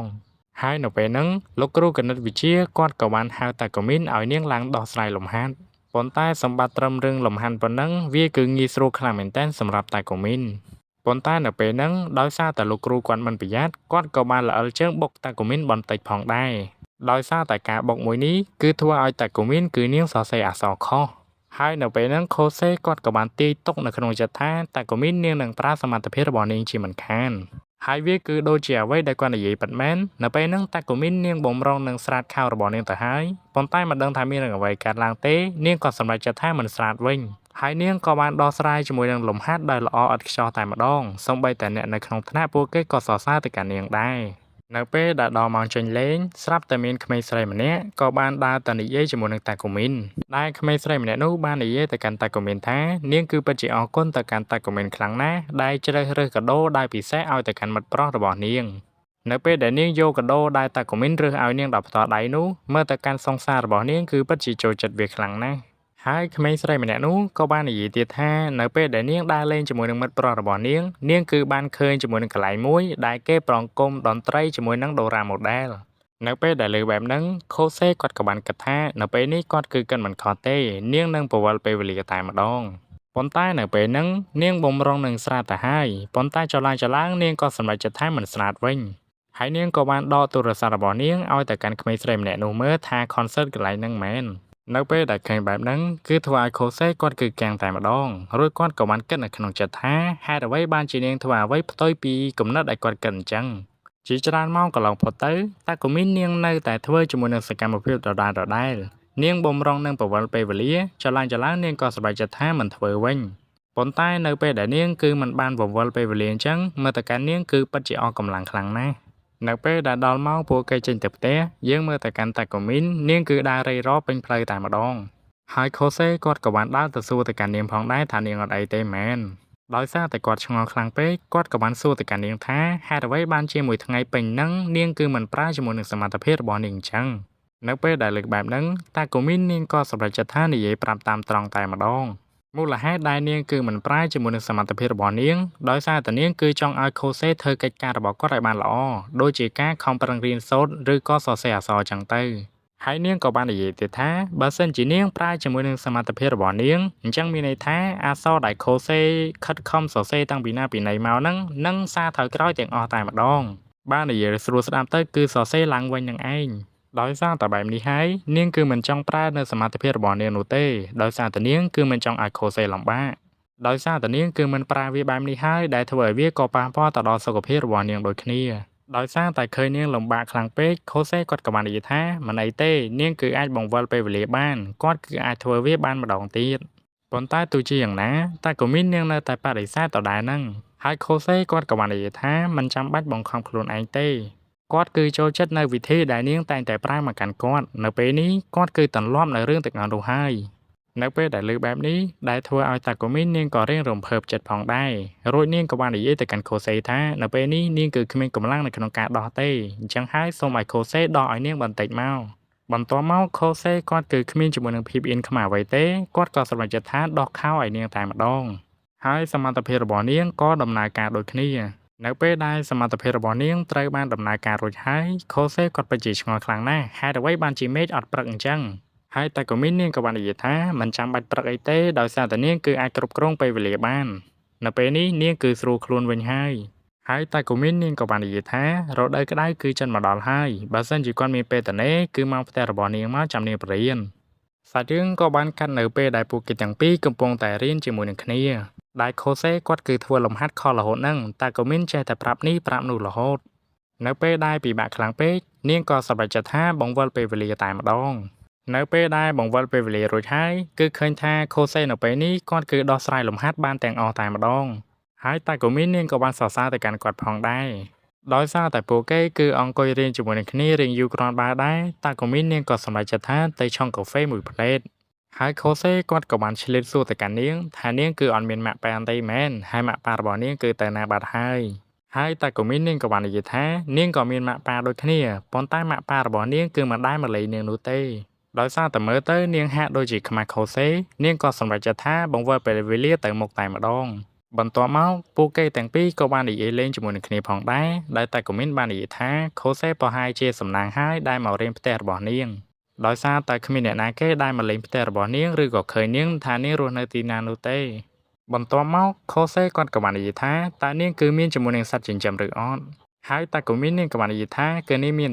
គឺនាងមានជាមួយនឹងសត្វឆ្មាហើយខូសេគាត់ក៏បាននិយាយទៀតថាបើសិនជាមានសត្វចិញ្ចឹមនៅជិតខ្លួនគាត់អាចនឹងរៀនបានលឿនជាងមុនឬក៏មានអារម្មណ៍ល្អនឹងឯងនៅពេលដែលឮបែបនេះតែក៏មាននាងក៏បាននិយាយថាអត់អីទេនាងគឺទៅយកវាមិនភ្លេនអញ្ចឹងប៉ុន្តែនៅពេលដែលនាងត្រឡប់មកវិញគឺមិនឃើញជាមួយនឹងសត្វឆ្មានោះទេបែរទៅជានាងតែងខ្លួនធ្វើជាសត្វឆ្មាទៅវិញ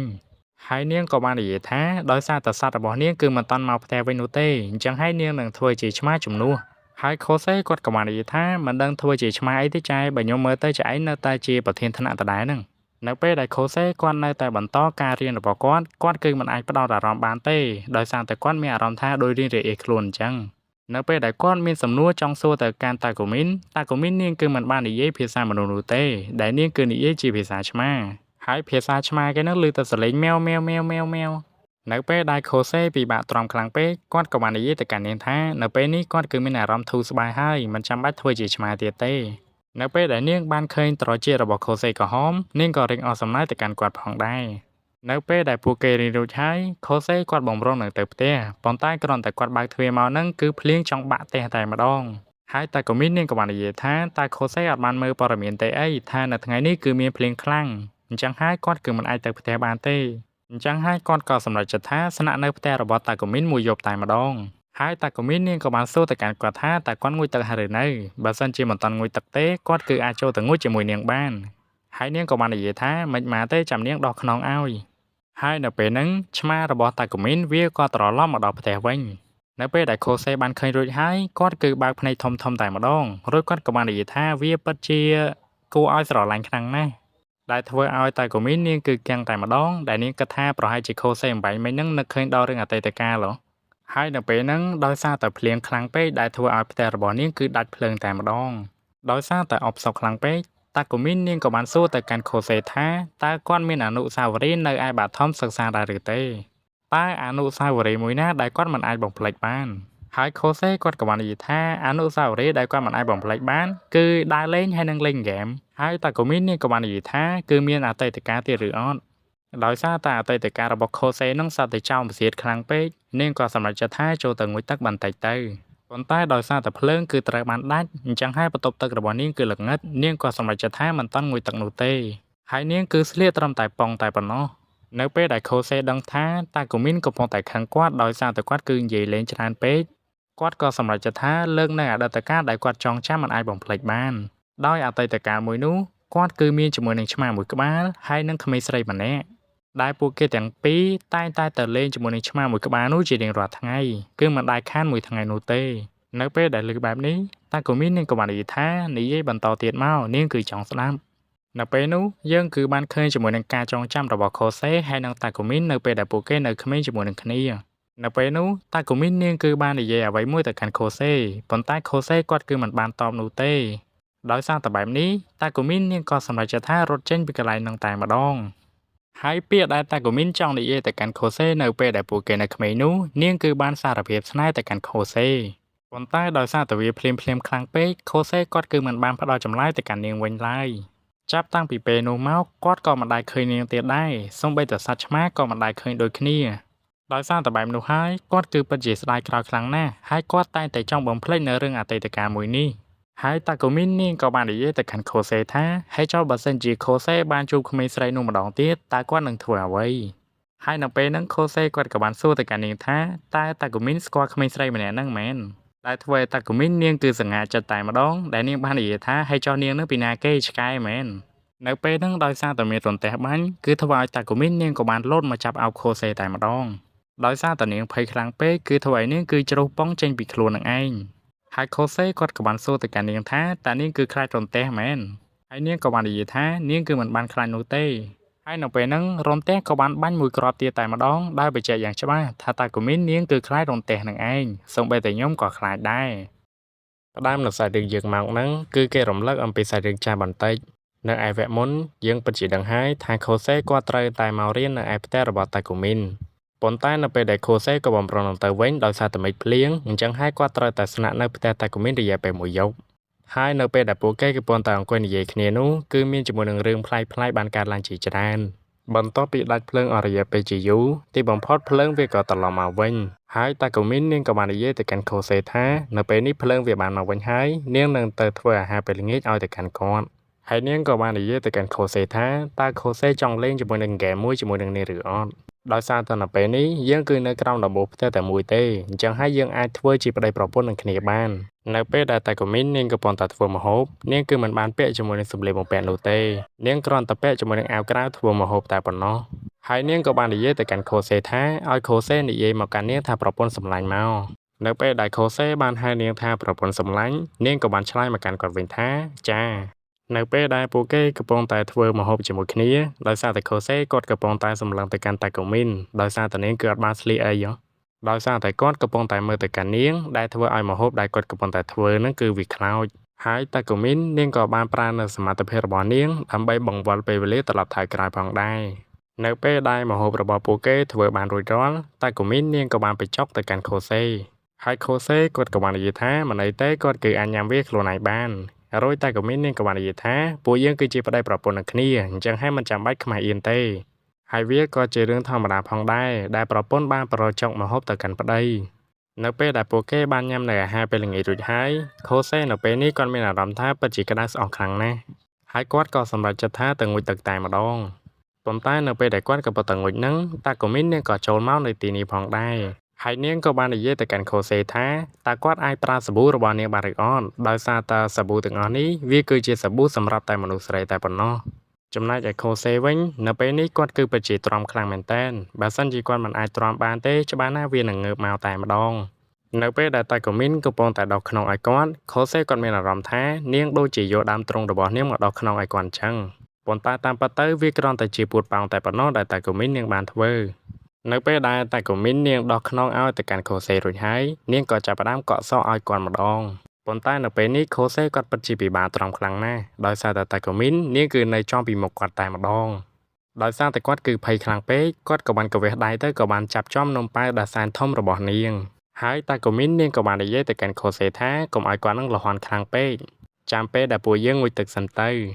ដោយសារតែនៅពេលនេះប្អូនទី2របស់ខូសេវាគឺត្រូវបានងើបបាត់ទៅហើយអញ្ចឹងហើយគាត់ក៏បានលោតចូលទៅក្នុងអាងតែម្ដង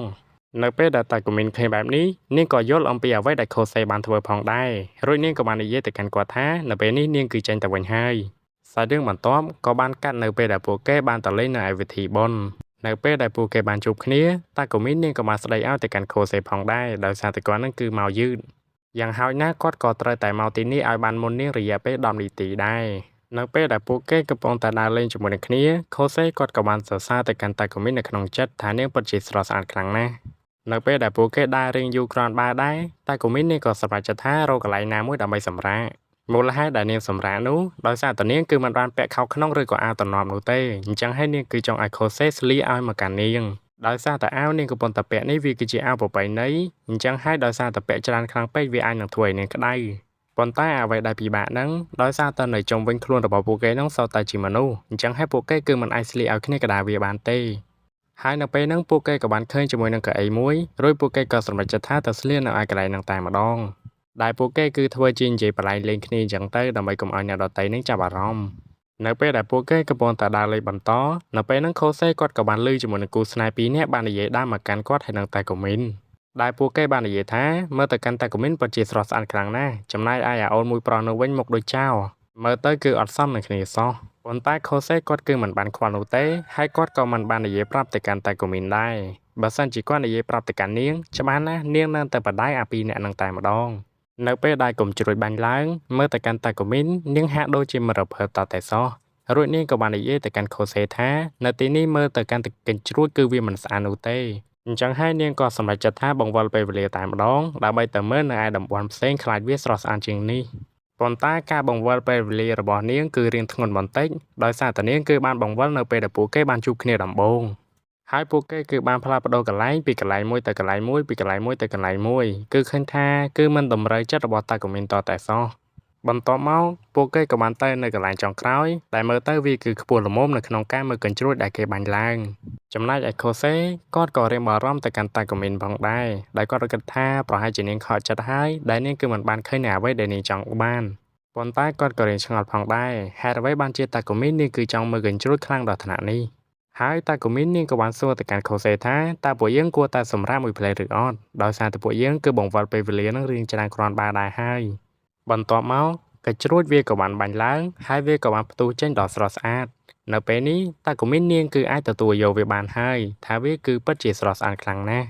់ហើយនាងក៏បាននិយាយទៅកាន់ខូសេថានេះហើយវាគឺជាសេចក្តីថ្លៃថ្នូរដែលវាមិនធ្លាប់មានប៉ុន្តែខ្ញុំចង់និយាយថាខ្ញុំពិតជារីករាយខ្លាំងណាស់នៅពេលការបាញ់កញ្ជ្រួចត្រូវបានបញ្ចប់តាកូមីននាងក៏បានប្រពោលខូសេនៅក្នុងការត្រឡប់ទៅផ្ទះវិញចំណែកឯខូសេគាត់គឺបាននិយាយមកកាន់ខ្លួនឯងថានៅពេលនេះគាត់គឺមិនតន់ច្បាស់នោះទេថាហេតុអ្វីបានជានាងធ្វើវាឡើងវិញធ្វើវាម្ដងហើយម្ដងទៀតតែនាងធ្វើបែបនោះគឺដើម្បីអ្វីផ្ដើមនៅសាច់រឿងយើងមកហ្នឹងយើងគឺបានឃើញជាមួយនឹងខូសេដែលគាត់កំពុងតែនិយាយទូរស័ព្ទជាមួយនឹងតាកូមីនដោយសារតែនេះវាគឺជាការសម្រាករដូវក្តៅអញ្ចឹងហើយតាកូមីននាងក៏បានសួរទៅកាន់ខូសេថាគាត់មានកម្រងទៅណាអត់ចុងសប្តាហ៍ហ្នឹងខូសេគាត់ក៏ថាគាត់មានកម្រងទៅណាទេកម្រងរបស់គាត់គឺដេកទេហើយតាកូមីននាងក៏បាននិយាយទៅកាន់ខូសេថាបើសិនជាគាត់គ្មានកម្រងទៅណាទេតើគាត់អាចជួលនាងទៅកាន់សាលារៀនមួយបានទេដែលសាលារៀនមួយនោះគឺមានឈ្មោះថាអូកាគូនៅពេលដែលលើបែបហ្នឹងគឺធ្វើឲ្យខូសេគឺគាត់ដឹងតែម្ដងថាសាលារៀនមួយនោះវាគឺជាសាលារៀនអភិជននិយាយទៅមានតែកូនអ្នកមានតែប៉ុណ្ណោះដែលអាចទៅរៀននៅឯសាលានោះបានមូលហេតុដែលតាកូមីនគឺចង់ឲ្យខូសេទៅជាមួយនឹងនាងដោយសារតែសាលារៀនមួយនោះគឺជាសាលារៀនដែលនាងរៀនតែពីនាងនៅក្មេងឯណោះសាច់រឿងក៏បានកាត់នៅពេលដែលខូសេគាត់កំពុងតែរងចាំតាកូមីនដែលនាងមិនតាន់ធ្វើដំណើរមកនោះទេនៅពេលដែលនាងធ្វើដំណើរមកដល់គឺឃើញថាមានមនុស្សច្រើនខ្លាំងមែនទែនដែលសម្លឹងមកកាន់នាងដោយសារតែនាងគឺតែងខ្លួនពិតជាស្រស់ស្អាតខ្លាំងណាស់បន្ទាប់មកពួកគេក៏ធ្វើដំណើរដើរជុំវិញបរិវេណសាលារៀនមួយនេះគឺឃើញថាមិនថាពួកគេទៅដល់ទីណាទេគឺតែមានមនុស្សប្រុសសម្លឹងមកកាន់តាកូមីនរហូតហ្នឹងនៅពេលដែលពួកគេធ្វើដំណើររៀងយូរគ្រាន់បើដែរតាកូមីននាងក៏បាននិយាយទៅកាន់ខូសេថាបច្ចុប្បន្ននេះនាងគឺជាសិស្សម្នាក់ដែលអស្ចារ្យជាងគេនៅសាលារៀនមួយនេះប៉ុន្តែតរំតានាងធ្វើបានល្អដល់ថ្នាក់នេះនាងក៏ចំណាយពេលវេលាក៏មិនតិចដែរអញ្ចឹងហើយតើគាត់ភ្លេចពាក្យសម្ដីដែលនាងបាននិយាយទៅកាន់គាត់ហើយឬនៅមូលហេតុដែលនាងចង់ឲ្យគាត់មកជាមួយនឹងនាងដោយសារតែនៅពេលដែលនាងប្រើសមត្ថភាពរបស់នាងច្បាស់ណាស់អ្វីមួយនឹងត្រូវបានបាត់អញ្ចឹងហើយនាងគឺចង់ឲ្យខូសេផ្លាស់ប្ដូរវាមកកាន់នាងហើយនាងក៏បាននិយាយទៀតថាមូលហេតុដែលនាងគឺមិនផ្លាស់ប្ដូរវាដោយខ្លួនឯងគឺនាងខ្លាចថានៅពេលដែលនាងកំពុងតែផ្លាស់ប្ដូរគឺមានអ្នកថតរូបរបស់នាង អញ្ចឹងហើយគេនឹងអាចយកជាមួយនឹងរូបថតមួយនោះយកមកគម្រាមនាងអីចឹងទៅដើម្បីដោះដូរជាមួយនឹងរបស់ផ្សេងនៅពេលដែលលើបែបនេះខូសេគាត់ក៏បាននិយាយថាគឺគ្មានអ្នកណាគេអាចថតរូបនាងបានទេដោយសារតែនាងគឺអាចកែប្រែពេលវេលាបានហើយគាត់ក៏មិនមែនជាមនុស្សល្ងងដែរគាត់ថាគាត់នឹងជឿនាងមែនហើយតាកូមីនាងក៏បាននិយាយថាអូនាងស្មានតែគាត់ល្ងងតាមពិតគាត់ឆ្លាតសោះហើយនាងក៏បានសួរទៅកាន់ខូសេទៀតថាបើសិនជាគាត់បញ្ចប់ការសិក្សាតើគាត់រកការងារធ្វើឬក៏នៅរៀនបន្តតែគាត់បានរៀបចំអ្វីនៅពេលអនាគតហើយឬនៅហើយខូសេគាត់ក៏បាននិយាយថាច្បាស់ណាស់គាត់គឺមិនអាចរៀនតបានទេគាត់គួរតែរកការងារធ្វើដោយសារតាណាមួយគាត់គឺមានប្អូនតូចនៅឯផ្ទះហើយណាមួយដោយសារតែគ្រួសាររបស់គាត់គឺខ្វះជាមួយនឹងថវិកាអញ្ចឹងហើយអ្វីដែលគាត់គិតនៅពេលនេះគឺគាត់រកការងារក្រៅម៉ោងផងហើយនឹងរៀនផងហើយមួយទៀតគាត់គឺចង់មានលុយឲ្យច្រើនដើម្បីសងឲ្យម្ដាយឪពុករបស់គាត់ឲ្យអស់ហើយគាត់គឺចង់រស់នៅបែបឯករាជ្យពាក់កណ្ដាលគឺសម្រាប់ផ្ទះពាក់កណ្ដាលទៀតសម្រាប់ការរៀននៅឯវិទ្យាល័យនៅពេលដែលលើបែបនេះតែកូមីននាងក៏បាននិយាយទៅកាន់គាត់ថានាងគឺមិននឹកស្មានថាគាត់គឺគិតច្រើនដល់ថ្នាក់នេះតតែសោះប៉ុន្តែមិនអីទេឪពុកម្ដាយណាក៏ដូចឪពុកម្ដាយណាដែរគាត់នឹងជួយយើងសាច់រឿងក៏បានកាន់នៅពេលដែលពួកគេទាំងពីរកំពុងតែចូលរៀននៅពេលនេះលោកគ្រូគាត់ក៏បានសួរទៅកាន់សិស្សៗទាំងអស់ថាមានសំណួរអីឬអត់បើសិនជាចង់សួរសូមលើកដៃនៅពេលនោះតាកូមីននាងក៏បានលើកដៃតែម្ដងហើយនាងក៏បានសួរទៅកាន់លោកគ្រូថាតើមនុស្សដែលមានប្រយោជន៍នៅពេលដែលគេរៀនចប់តើពួកគេនឹងទទួលបានអ្វីនៅពេលដែលលើបែបនេះគឺធ្វើឲ្យអ្នកទាំងអស់គ្នាគឺសម្លឹងទៅកាន់នាងតែម្ដងដែលពួកគេគិតថានាងគឺជាមនុស្សដែលរៀនអត់ទាន់ចប់ហើយលោកគ្រូគាត់ក៏បាននិយាយថាមនុស្សដែលត្រូវរៀនចប់ពួកគេនឹងទទួលបានជាមួយនឹងសញ្ញាបត្រហើយនឹងថ្លែងអំណរគុណទៅកាន់មនុស្សគ្រប់គ្នានៅពេលដែលពួកគេរៀនចប់ពួកគេនឹងយកជាមួយនឹងចំណេះវិជ្ជាដែលពួកគេខំប្រឹងរៀនដើម្បីទៅកសាងវានៅឯពេលអនាគតនៅពេលដែលលោកគ្រូបានឆ្លើយនៅសំណួររបស់នាងរួចហើយមើលទៅកាន់តាកូមីននាងហាក់ដូចជាមិនទាន់អស់ចិត្តនោះទេរួចនាងក៏សម្រេចចិត្តថាដោះនៅខោខ្នងដើម្បីបង្វិលពេលវេលាតែម្ដងនៅពេលដែលបង្វិលរួចហើយតាកូមីននាងនៅតែសួរនៅសំណួរដដែលថានៅពេលដែលយើងរៀនចប់ពួកយើងនឹងទទួលបានអ្វីហើយលោកគ្រូគាត់នៅតែនិយាយដូចដើមថានៅពេលដែលយើងរៀនចប់យើងនឹងទទួលបានសញ្ញាបត្រនៅពេលដែលតាកូមីនលេខរួចហើយនាងក៏បាននិយាយថានាងអរគុណច្រើននាងនៅវិចារណាវាម្ដងទៀតបន្ទាប់មកនាងក៏បាននិយាយទៅកាន់ខូសេថានៅពេលនេះការងាររបស់គាត់ចាប់ផ្ដើមដំណើរការហើយដែលនាងគឺចង់ឲ្យគាត់ស្លៀកខោថ្មីឲ្យមកកាន់នាងហើយនាងក៏បាននិយាយទៅកាន់ខូសេថាមូលហេតុដែលនាងមិនអង្គុយតុកដាឬក៏តុកមុខដោយសារតែពួកគេគឺមានភាគរយខ្ពស់ដើម្បីឃើញយើងធ្វើនៅរឿងទាំងអស់នោះអញ្ចឹងហើយនាងក៏សម្រេចចិត្តថាយកនៅតុក្រោយគេបង្អស់ដើម្បីកុំឲ្យអ្នកណាគេឃើញនៅពេលដែលខូសេគាត់កំពុងតែរៀបចំគាត់ក៏បាននិយាយមកកាន់ខ្លួនឯងថាគាត់សង្ឃឹមថាគឺគ្មានអ្នកណាគេឃើញទេចោះហើយគាត់ក៏បាននិយាយទៅកាន់តាកូមីនថាដាក់ជើងឲ្យស្រួលទៅចាំគាត់នឹងស្លៀកឲ្យនៅពេលដែលលើបែបហ្នឹងតាកូមីននាងក៏បានកថេយកតែម្ដងនិយាយទៅគឺលេងសើចខ្លាំងណាស់នៅពេលដែលគាត់បានស្លៀកឲ្យនាងរួចហើយនាងក៏បាននិយាយទៅកាន់គាត់ថាគាត់គឺធ្វើវាអត់បានល្អទេនិយាយទៅគឺនាងប្រាប់វាប្រមាណដងហើយដោយសារតែគាត់គឺស្លៀកឲ្យនាងហ្នឹងគឺអាឡុងខ្លាំងពេកសាច់រឿងក៏បានកាត់ទៅកាន់ពេលល្ងាចនៅពេលនេះពួកគេគឺចេញអំពីរៀនវិញហើយខូសេគាត់ក៏បាននិយាយថាសំណាងហើយដែលគ្មានអ្នកណាគេឃើញដោយសារតែនៅទីនោះគឺពិតជាមានមនុស្សច្រើនខ្លាំងណាស់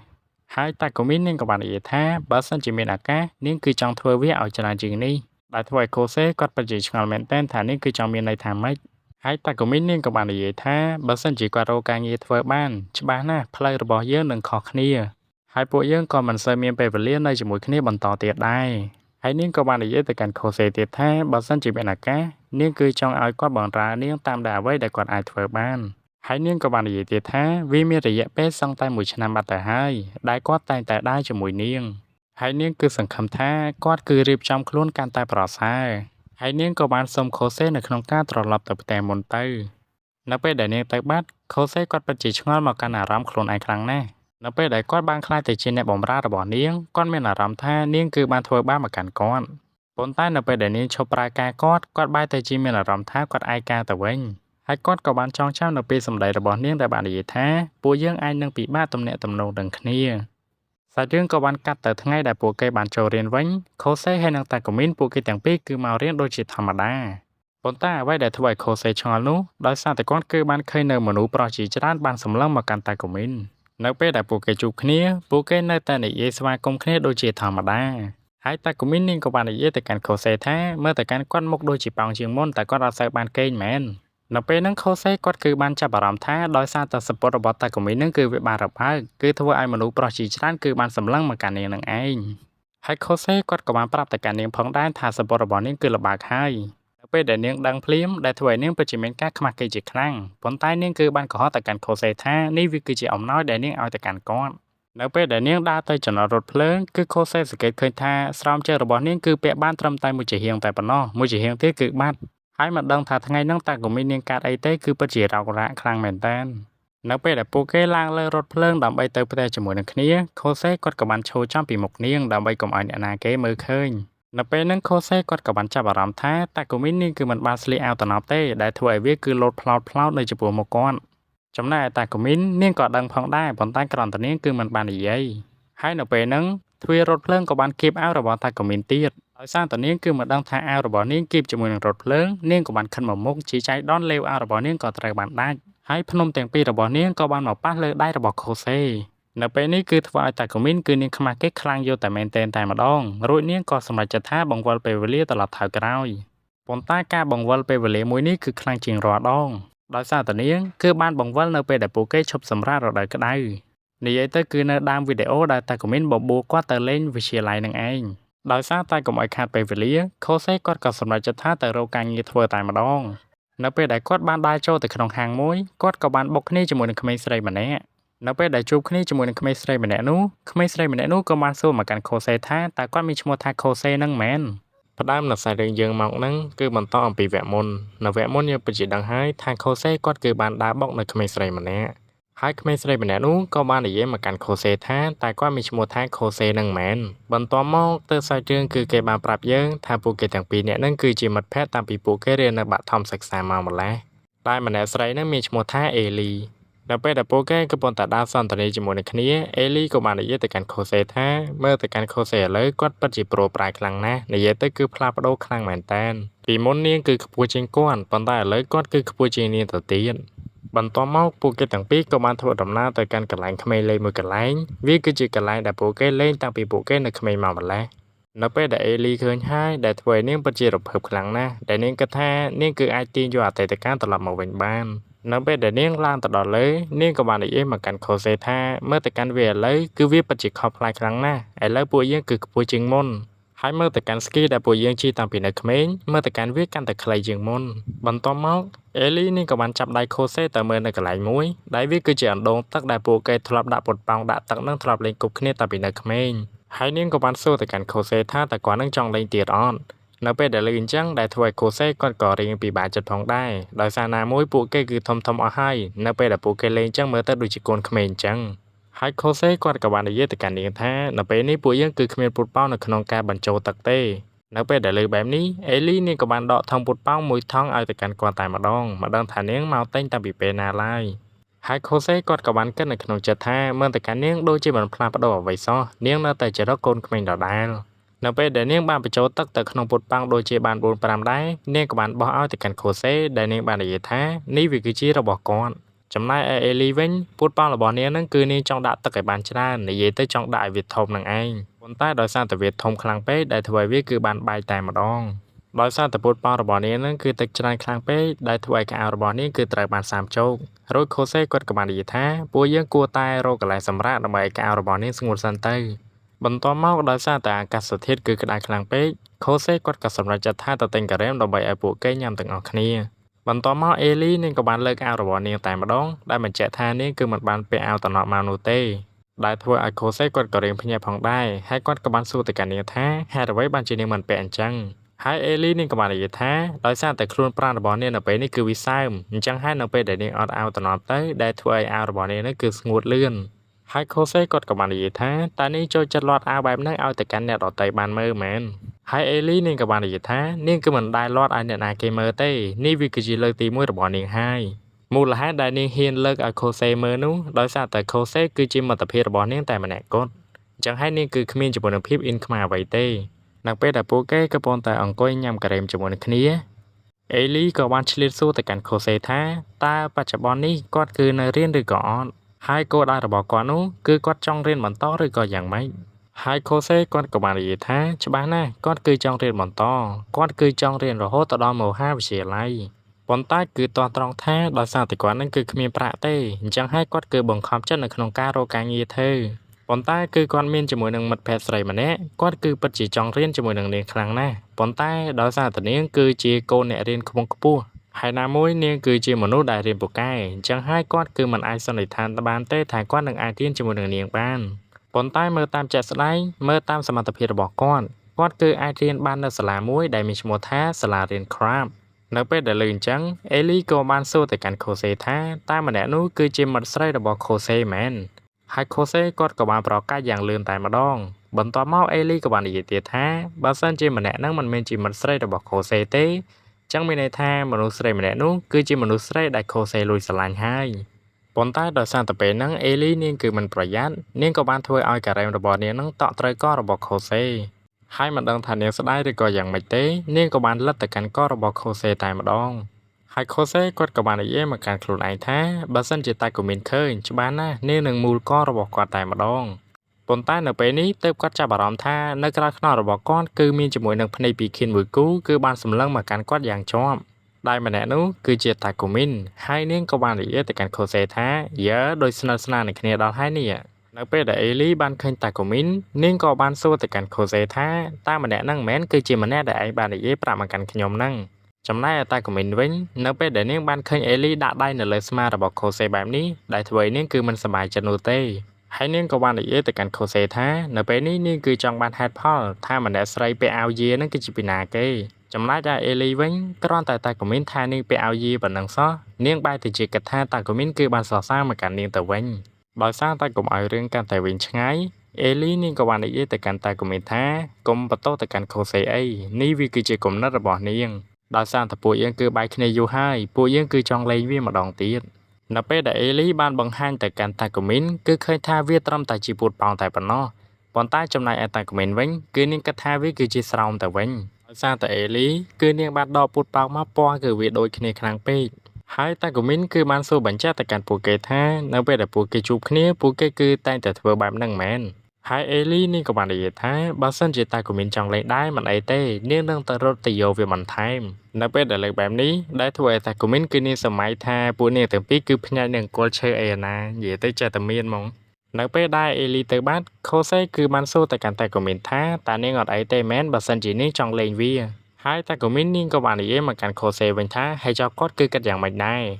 ហើយខូសេគាត់ក៏បាននិយាយថាបើសិនជានាងមិនអីទេគាត់ក៏មិនអីដូចគ្នាគាត់គឺអាចលេងវាបាននៅពេលហ្នឹងតាកូមីននាងក៏បានទះខូសេមួយកំភ្លៀងផាំងតែម្ដងដែលនាងបាននិយាយថាគាត់គឺមិនអាចចេះតែធ្វើទៅប្រដេតប្រដាជាមួយនឹងមនុស្សដទៃបានទេគាត់គឺមិនអាចធ្វើតាមតែអារម្មណ៍ដែលគាត់ចង់ឡើយរបៀបថាគឺគាត់ចង់ភ្លាមចង់ធ្វើអីចឹងទៅនៅពេលហ្នឹងអេលីនាងក៏បានបញ្ជាក់ផងដែរថានាងគឺកាត់ដល់ណាស់ហើយតាមពិតទៅពួកយើងគ្រាន់តែចង់លេងពុតប៉ោងដាក់ទឹកតែប៉ុណ្ណោះ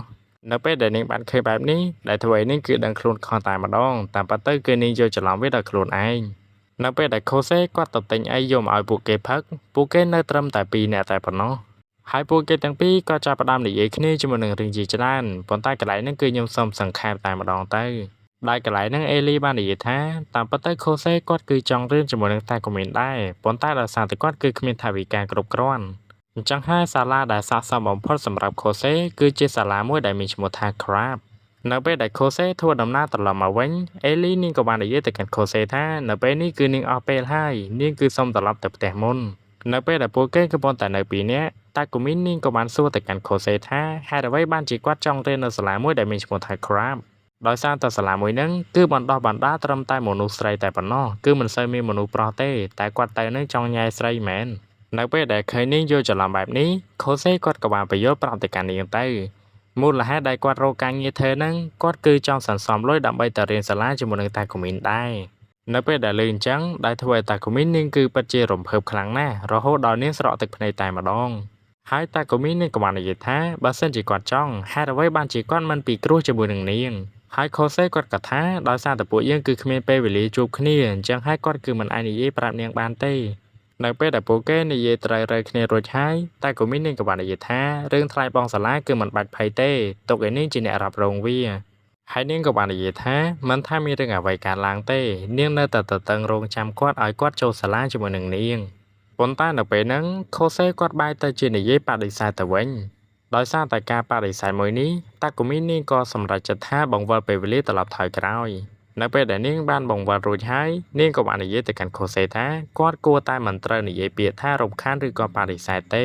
ហើយខូសេគាត់ក៏បាននិយាយថាគ្រាន់តែរឿងប៉ុណ្ណឹងសោះចាំបាច់ប្រើធម៌ពលធ្វើអីហើយតាកូមីននាងក៏បាននិយាយទៅកាន់ខូសេថានៅពេលនេះពួកយើងនឹងទៅផ្ទះជាមួយនឹងគ្នានាងនឹងបង្រៀនមេរៀនខ្លះៗទៅកាន់គាត់សាច់រឿងក៏បានកាន់នៅពេលដែលពួកគេបានត្រឡប់មកផ្ទះជាមួយនឹងគ្នាដែលនៅពេលនេះខូសេគាត់ពិតជាបដោតទៅលើមេរៀនខ្លាំងណាស់ចំណែកឯតាកូមីនវិញនាងគឺបានគិតមកកាន់ខ្លួនឯងថានាងសឹងតែមិនជឿសោះថាហេតុអ្វីបានជាខូសេចង់រៀនជាមួយនឹងនាងប៉ុន្តែមិនអីទេដោយសារតែនេះគឺជាអ្វីដែលគាត់ចង់បានហើយនាងក៏ចង់បានដូចគ្នាតាមនៅសាច់រឿងយើងមកហ្នឹងយើងគឺបានឃើញជាមួយនឹងអ្នកទាំង3នៅពេលនេះពួកគេកំពុងតែនៅហាងកាហ្វេជាមួយនឹងគ្នាដែលពួកគេនៅពេលនេះគឺចង់និយាយអំពីសាលារៀនមួយដែលមានឈ្មោះថា Craft ដោយសារតែសាលារៀនមួយនោះខូសេគាត់ក៏បានចោះឈ្មោះចូលទៅរៀនផងដែរប៉ុន្តែការចូលរៀនរបស់គាត់ហ្នឹងគឺមិនឯកាទេដោយសារតែគាត់គឺមានជាមួយនឹងមិត្តភ័ក្តិតាំងពីកុមារភាពម្នាក់ដែលមានឈ្មោះថាអេលីបន្ទាប់មកយើងគឺបានឃើញជាមួយនឹងក្មេងស្រីរត់តុកម្នាក់ដែលនាងគឺជាមិត្តភ័ក្តិរបស់អេលីប៉ុន្តែក្មេងស្រីម្នាក់ហ្នឹងគឺពិតជា introvert ខ្លាំងមែនតើនិយាយទៅគឺមិនសូវនិយាយច្រើនប្រហែលទេបន្ទាប់មកតាកូមីនក៏បានសួរទៅកាន់ខូសេថាយ៉ាងម៉េចហើយសាលារៀនរបស់គាត់ខូសេគាត់ក៏ថាមិនអីទេនៅពេលនេះគឺវាតាមរលូនដែលផែនការរបស់គាត់បានគ្រោងទុកដែលពួកគេបានពិនិត្យមកកាន់គាត់ថាគាត់គឺខ្សោយមុខវិជ្ជាអ្វីខ្លាំងមុខវិជ្ជាអ្វីប៉ុន្តែទោះជាយ៉ាងណាគាត់គឺមានអេលីម្នាក់ទៀតអញ្ចឹងហើយគាត់គឺមិនសូវភ័យខ្លាចប្រហែលទេ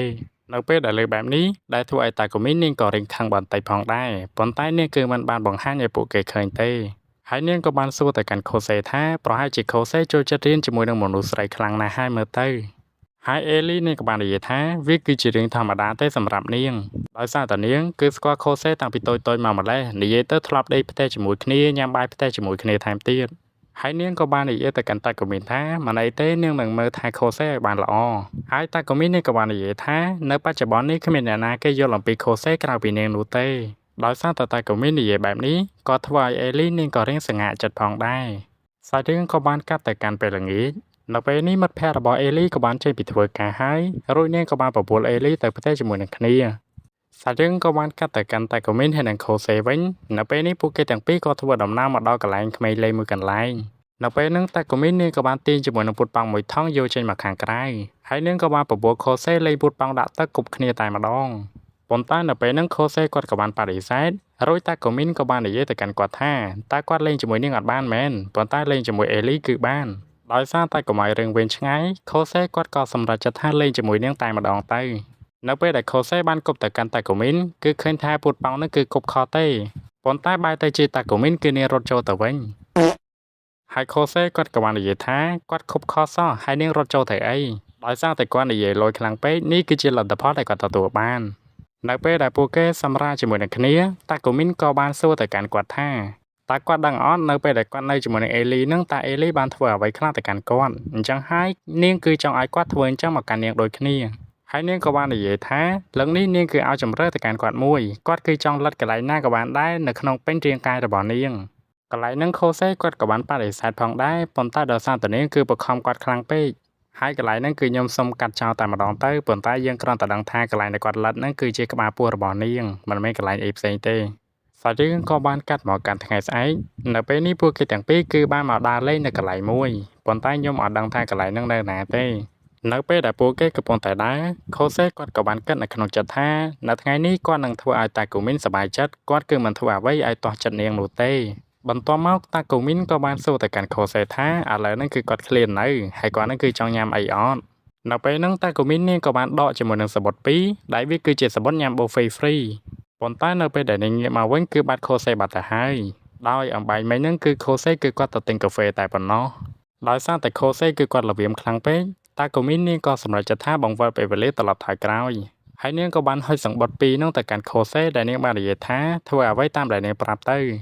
ប៉ុន្តែមុននឹងពួកគេធ្វើដំណើរខូសេគាត់ក៏បានស្លៀកខោថ្មីឲ្យទៅកាន់នាងដោយសារតែអំបែងមិញហ្នឹងគឺនាងប្រើធម្មពលរបស់នាងនឹងឯងបន្ទាប់មកពួកគេទាំងពីរក៏បានដើរចូលទៅក្នុងហាងមួយដើម្បីមើលរបស់របរនិងសម្ភារៈមួយចំនួន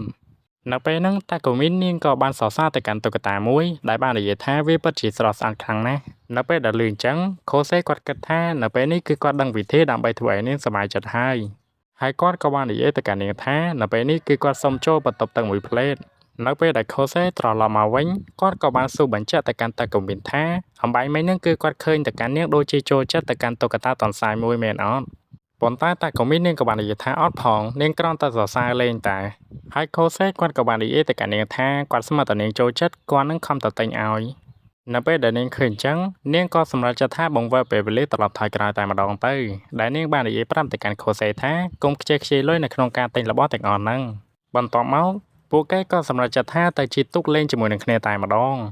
នៅពេលដែលពួកគេកំពុងតែជិះទូកលេងជាមួយនឹងគ្នាមើលទៅកាន់ពួកគេពិតជាមានអារម្មណ៍ល្អខ្លាំងណាស់ហើយខូសេក៏បានសួរទៅកាន់នាងថាតើនេះគឺជាលើកទី1របស់នាងមែនទេដែលនាងនៅលើទូកតាកូមីននាងក៏ថាអាចថាអញ្ចឹងក៏បានដែរហើយតាកូមីនក៏បានសួរទៅកាន់ខូសេថានៅពេលនេះគឺគាត់ហត់នៅបើសិនជាគាត់ហត់ទុកឲ្យនាងជាអ្នកចោលទុកម្ដងហើយខូសេគាត់ក៏បាននិយាយថាមិនអីទេគាត់កើតតន់ហត់ទេឲ្យនាងនឹងសម្រាកទៅដោយសារតែខូសេគឺមិនឲ្យនាងចោលទុកតាកូមីននាងក៏សម្រេចចិត្តថាហក់ចូលទៅក្នុងទឹកប្រងតែម្ដងនៅពេលដែលនាងឡើងមកដល់លើទូកវិញនាងក៏បាននិយាយទៅកាន់ខូសេថាមិញនាងគឺអត់បានលោតទឹកទេវាគឺជាឧបទ្ទវហេតុនាងល្អិតជើងអីចឹងណាហើយនៅពេលនេះដោយសារតែខ្លួនប្រាណរបស់នាងសើមបើសិនជានាងទៅសម្ងួតក៏សម្ងួតមិនកើតដែរអញ្ចឹងហើយនាងក៏សម្រេចចិត្តថាបង្វិលពេលវេលាត្រឡប់ថយក្រោយតែម្ដងនៅពេលដែលពួកគេមកលេងនៅឯកន្លែងនេះជាលើកដំបូងបន្ទាប់មកតាកូមីនក៏បាននិយាយទៅកាន់ខូសេថាឥឡូវមកស្លៀកខោថ្មីឲ្យនាងឲ្យហើយមកដោយសារតែពួកយើងគឺគ្មានពេលច្រើនទៀតទេហើយខូសេគាត់ក៏បាននិយាយថាស្លៀកឲ្យយ៉ាងម៉េចបើសិនជានាងនឹងស្លៀកឲ្យខ្លួនឯងហើយបាត់ហើយហ្នឹងនៅពេលដែលលើអញ្ចឹងទៅតាកូមីនគឺនាងចាប់អារម្មណ៍ថានៅពេលនេះនាងគឺបានស្លៀកឲ្យខ្លួនឯងរួចបាត់ទៅហើយនាងក៏បាននិយាយទៅកាន់ខូសេថាដោយសារតែគាត់គឺយឺតយ៉ាវខ្លាំងពេកនាងក៏សម្រេចចិត្តថាស្លៀកឲ្យខ្លួនឯងទៅនៅពេលដែលពួកគេបន្តដើរលេងបន្តទៀតខូសេគាត់ក៏សម្រេចចិត្តថាសួរទៅកាន់នាងថានាងមកដើរលេងថ្ងៃនេះគឺដើម្បីអ្វីហើយតាកូមីននាងក៏មិនបានលាក់ដែរដែលនាងបាននិយាយថានាងនាំគាត់មកដើរលេងនៅថ្ងៃនេះវាគឺជាកាដូឬក៏ជារង្វាន់សម្រាប់គាត់ដែលគាត់តែងតែធ្វើការឲ្យមកកាន់នាងមូលហេតុដែលនាងធ្វើអ្វីប្លែកៗនោះដោយសារតែនាងគឺចង់ស្វែងយល់អំពីគាត់តែប៉ុណ្ណោះហើយខូសេគាត់ក៏បាននិយាយថាតាមពិតទៅគឺមិនចាំបាច់ឲ្យរង្វាន់ឬក៏អ្វីមកកាន់គាត់ទេដោយសារតែនាងគឺជួយគាត់ច្រើនណាស់ហើយទាំងការប្រឡងចូលហើយនៅពេលដែលគាត់ឈឺនាងតែងតែមើលថែមកកាន់គាត់តែប៉ុណ្ណឹងគាត់គឺរីករាយពេកហើយនៅពេលដែលលើបែបនេះគឺធ្វើឲ្យតាកូមីននាងពិតជាមានការរំភើបជាខ្លាំង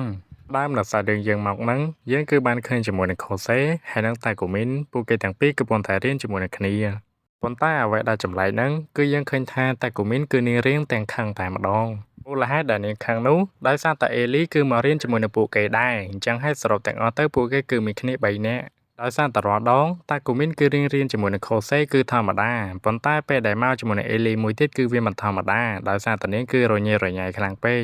សាច់រឿងក៏បានកាត់បង្ហាញថយក្រោយបន្តិចមូលហេតុអ្វីបានជាអេលីមកដល់ទីនេះដែរនៅពេលដែលខូសេគាត់ធ្វើដំណើរមកកាន់ផ្ទះរបស់តាកូមីនចៃដនគឺជួបអេលីតាមផ្លូវអញ្ចឹងហើយគឺនាងសុំមករៀនដែរនឹងឯង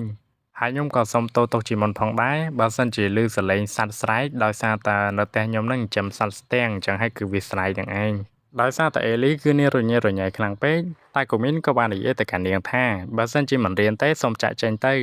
ដោយសារតែនាងគឺមិនមានពេលតនេនៅក្នុងការបរៀនអេលីទេអេលីនាងក៏បាននិយាយថាតាមពិតទៅនាងក៏ចង់ឲ្យមិត្តភ័ក្តិរបស់នាងបរៀននាងដែរប៉ុន្តែដោយសារតែមិត្តភ័ក្តិរបស់នាងហ្នឹងគឺមិនទំនេរបន្ទាប់មកអេលីនាងក៏បានសួរនៅសំណួរមួយទៅកាន់តាកូមីនប៉ុន្តែមិនដឹងថាចេតនាឬក៏អចេតនានោះទេដែលនាងបានយកដៃរបស់នាងទៅប៉ះដើមទ្រូងរបស់តាកូមីនតែម្ដងរួចតាកូមីនក៏បាននិយាយទៅកាន់ខូសេថានៅពេលនេះនាងគឺចង់ប្រើខូសេឲ្យទៅទិញអាហារបំពេញបន្តិចនៅពេលហ្នឹងខូសេគាត់បំរុងនឹងបដិសេធដែរដោយសារតែខ្លាចពួកគេទាំងពីរហ្នឹងមិនត្រូវគ្នាប៉ុន្តែដោយសារតែនាងគំរាមគាត់ក៏សម្រេចចិត្តថាទៅទិញតែម្ដងនៅពេលដែលពួកគេកំពុងតែនៅតែពីរនាក់តែកូមីននាងគឺមិនគិតច្រើនទេនាងក៏បានដេញឲ្យអេលីបញ្ញាប់ទៅផ្ទះរបស់នាងវិញទៅប៉ុន្តែមុននឹងអេលីចាក់ចេញនាងគឺសុំសួរទៅកាន់តាកូមីនមួយសំណួរដែលអេលីបានសួរទៅកាន់តាកូមីនថាតើតាកូមីននឹងធ្លាប់ដេតជាមួយនឹងខូសេឬអត់នៅពេលដែលលើបែបនេះតាកូមីននាងគឺរៀងអៀនបន្តិចរួចនាងក៏បាននិយាយថាមូលហេតុដែលនាងនឹងត្រូវទៅដេតជាមួយនឹងខូសេដោយសារតែគាត់នឹងគឺជាមនុស្សធម្មតាហ្នឹងប៉ុន្តែទោះជាយ៉ាងណានាងនៅតែចូលចិត្តខូសេដោយសារតែគាត់តែងតែបារម្ភអំពីសុវត្ថិភាពរបស់នាងនៅពេលដែលនាងឈឺនៅពេលដែលនាងលំបាកហើយស្នាមញញឹមរបស់គាត់តែងតែញញឹមម្ដងវាពិតជាអស្ចារ្យខ្លាំងណាស់អញ្ចឹងហើយនាងគឺហ៊ាននិយាយថាចំណុចនីមួយៗរបស់ខូសេគឺពិតជាធ្វើឲ្យនាងរីករាយខ្លាំងណាស់ជាពិសេសគាត់ថែមទាំងចង់រៀនវិទ្យាល័យជាមួយនឹងនាងថែមទៀតនេះហើយគឺជាអ្វីដែលនាងរំភើបបំផុត សាច់រឿងក៏បានកាត់នៅពេលដែលខូសេគាត់ត្រឡប់មកដល់ផ្ទះរបស់តាគូមីនវិញនៅពេលនេះមានអារម្មណ៍ថាប្លែកដោយសារតែផ្ទះទាំងមូលគឺស្ងាត់តែម្ដងអ្វីដែលខូសេបារម្ភនោះគឺគាត់នឹងខ្លាចតាគូមីនវាយធ្វើបាបទៅកាន់អេលីនៅពេលដែលខូសេដើរទៅដល់មុខបន្ទប់របស់ពួកគេខូសេគាត់ឮពួកគេនឹងកំពុងតែសើចហើយគាត់ឮជាមួយនឹងសម្លេងអេលីដែលបាននិយាយថាវាគឺពិតជាទន់ខ្លាំងណាស់បន្ទាប់មកគាត់ក៏បានឮជាមួយនឹងសម្លេងរបស់តាគូមីនម្ដងដែលនេះបាននិយាយថាច្បាច់វាឲ្យច្រើនទៅនៅពេលដែលឮបែបនេះអ្វីដែលខូសេគិតមុនគេគឺគាត់គិតថាពួកគេកំពុងតែលេងរបស់គ្នានឹងឯងប៉ុន្តែតាមពិតទៅពួកគេទាំងពីរកំពុងតែលេងឆ្មាតែប៉ុណ្ណោះសាច់រឿងក៏បានកាត់នៅរដូវដែលពួកគេចូលរៀនវិញបន្ទាប់ពីឆមាសទី2ត្រូវបានបញ្ចប់នៅពេលនេះខូសេគាត់អាចចូលរៀនសាលាដូចជាតាគូមីនបានហើយនៅពេលដែលកំពុងតែដើរតាមផ្លូវតាគូមីននាងក៏បានសរសើរមកកាន់ឯកសណ្ឋានរបស់ខ្លួនឯងដែលថាលើកនេះវាពិតជាស្អាតជាងមុនឯកសណ្ឋានលើកមុននឹងរបៀបថាគឺវាសស្គូខ្លាំងពេកអញ្ចឹងតែនៅពេលដែលនាងប្រើជាមួយនឹងសមត្ថភាពរបស់នាងវារៀងលហើយដែរប៉ុន្តែនៅពេលនេះទោះបីជានាងប្រើជាមួយនឹងសមត្ថភាពរបស់នាងជាច្រើនដកយ៉ាងណាក៏ដោយក៏គ្មានអ្នកណាចាប់អារម្មណ៍ដែរដោយសារតែអាវរបស់នាងនឹងគឺមានច្រើនជាន់បន្ទាប់មកតាគូមីននាងក៏បានបបួលខូសេលេងជាមួយនឹងល្បែងមួយនៅពេលដែលខូសេងាកក្រោយនាងក៏បានប្រើជាមួយនឹងសមត្ថភាពរបស់នាងនៅពេលដែលនាងប្រើរួចហើយនាងក៏បាននិយាយទៅកាន់ខូសេថានៅពេលនេះនាងគឺមានសំណួរចំនួន2ប៉ុន្តែឲ្យគាត់ជ្រើសរើសយកតែមួយទៅបានហើយដោយសារតែមិញហ្នឹងគឺនាងប្រើជាមួយនឹងសមត្ថភាពរបស់នាងអញ្ចឹងហើយនាងគឺចង់ឲ្យខូសេទាយថានាងបាត់អាវតំណប់ឬក៏ខោខ្នងនាងក៏បាននិយាយថារយៈពេលដែលខូសេអាចទាយបានហ្នឹងគឺចាប់ពីពេលនេះតទៅនៅពេលដែលយើងដើរទៅដល់មុខខ្លោងទ្វារសាលាមានន័យថាពេលវេលាគឺអស់ហើយខូសេគាត់ក៏បានសួរទៅកាន់នាងថាហើយគាត់មើលមិនដឹងទៅបើសិនជានាងពាក់អាវពី3ជាន់ហ្នឹងហើយនាងក៏បាននិយាយទៅកាន់ខូសេថាគាត់ខំប្រឹងពិនិត្យទៅឬក៏ស្មានលេងទៅហើយខូសេគាត់ក៏បានសួរទៅកាន់នាងទៀតថាហើយចុះអ្នកឈ្នះអ្នកចាញ់ពួកគេទទួលបានអីគេហើយតាគូមីននាងក៏បាននិយាយថាបើសិនជានាងចាញ់នាងនឹងពាក់ជាមួយនឹងឈុតហាលទឹករៀនជាមួយនឹងគាត់ប៉ុន្តែបើសិនជាគាត់ឈ្នះនាងនឹងដេរភ្នែកដេរមាត់របស់គាត់ហើយឲ្យគាត់ស្ដាប់ការតែសលេងនាងតែប៉ុណ្ណោះនៅពេលដែលលើបែបនេះខូសេគាត់ក៏បាននិយាយថាបើអញ្ចឹងតើគាត់សុខចិត្តចាញ់វិញល្អជាងនៅពេលដែលខូសេគាត់កំពុងតែធ្វើដំណើរដែលគាត់បានគិតថានៅពេលនេះគាត់គួរតែធ្វើបែបណាទៅដោយសារតែគាត់គឺមិនដឹងថានាងបាត់ខោក្នុងឬក៏អាវតំណប់ទេប៉ុន្តែបើសិនជាគាត់ខំប្រឹងសម្លឹងឬខំប្រឹងស្មានក៏គាត់មិនអាចមើលដឹងដែរដោយសារតែនាងគឺពាក់អាវពី3ជាន់ណោះនៅពេលហ្នឹងខូសេគាត់ក៏មានជាមួយនឹងកំណត់មួយតែម្ដងនៅពេលដែលនាងដើរឆ្លងទឹកគាត់នឹងសម្លឹងទៅមើលទឹកតែម្ដងថានាងពាក់ខោក្នុងឬអត់នៅពេលដែលគាត់គិតរួចហើយដែលធ្វើឲ្យគាត់ក៏រៀងមានសង្ឃឹមបន្តិចដែរប៉ុន្តែគាត់ក៏ចាប់ផ្ដើមភ័យខ្លាចវិញដែលគាត់គិតថាហើយចុះបើសិនជានាងមិនពាក់ខោក្នុងគាត់គឺមិនឃើញអស់ហ៎ប៉ុន្តែនៅពេលដែលតាគូមីនដើរកន្លងទឹកសាច់រឿងគឺមិនបានបង្ហាញឲ្យយើងឃើញទេថាខូសេនឹងបានឃើញអ្វីប៉ុន្តែសាច់រឿងគឺបានកាត់នៅមុខសាលាបាត់ទៅហើ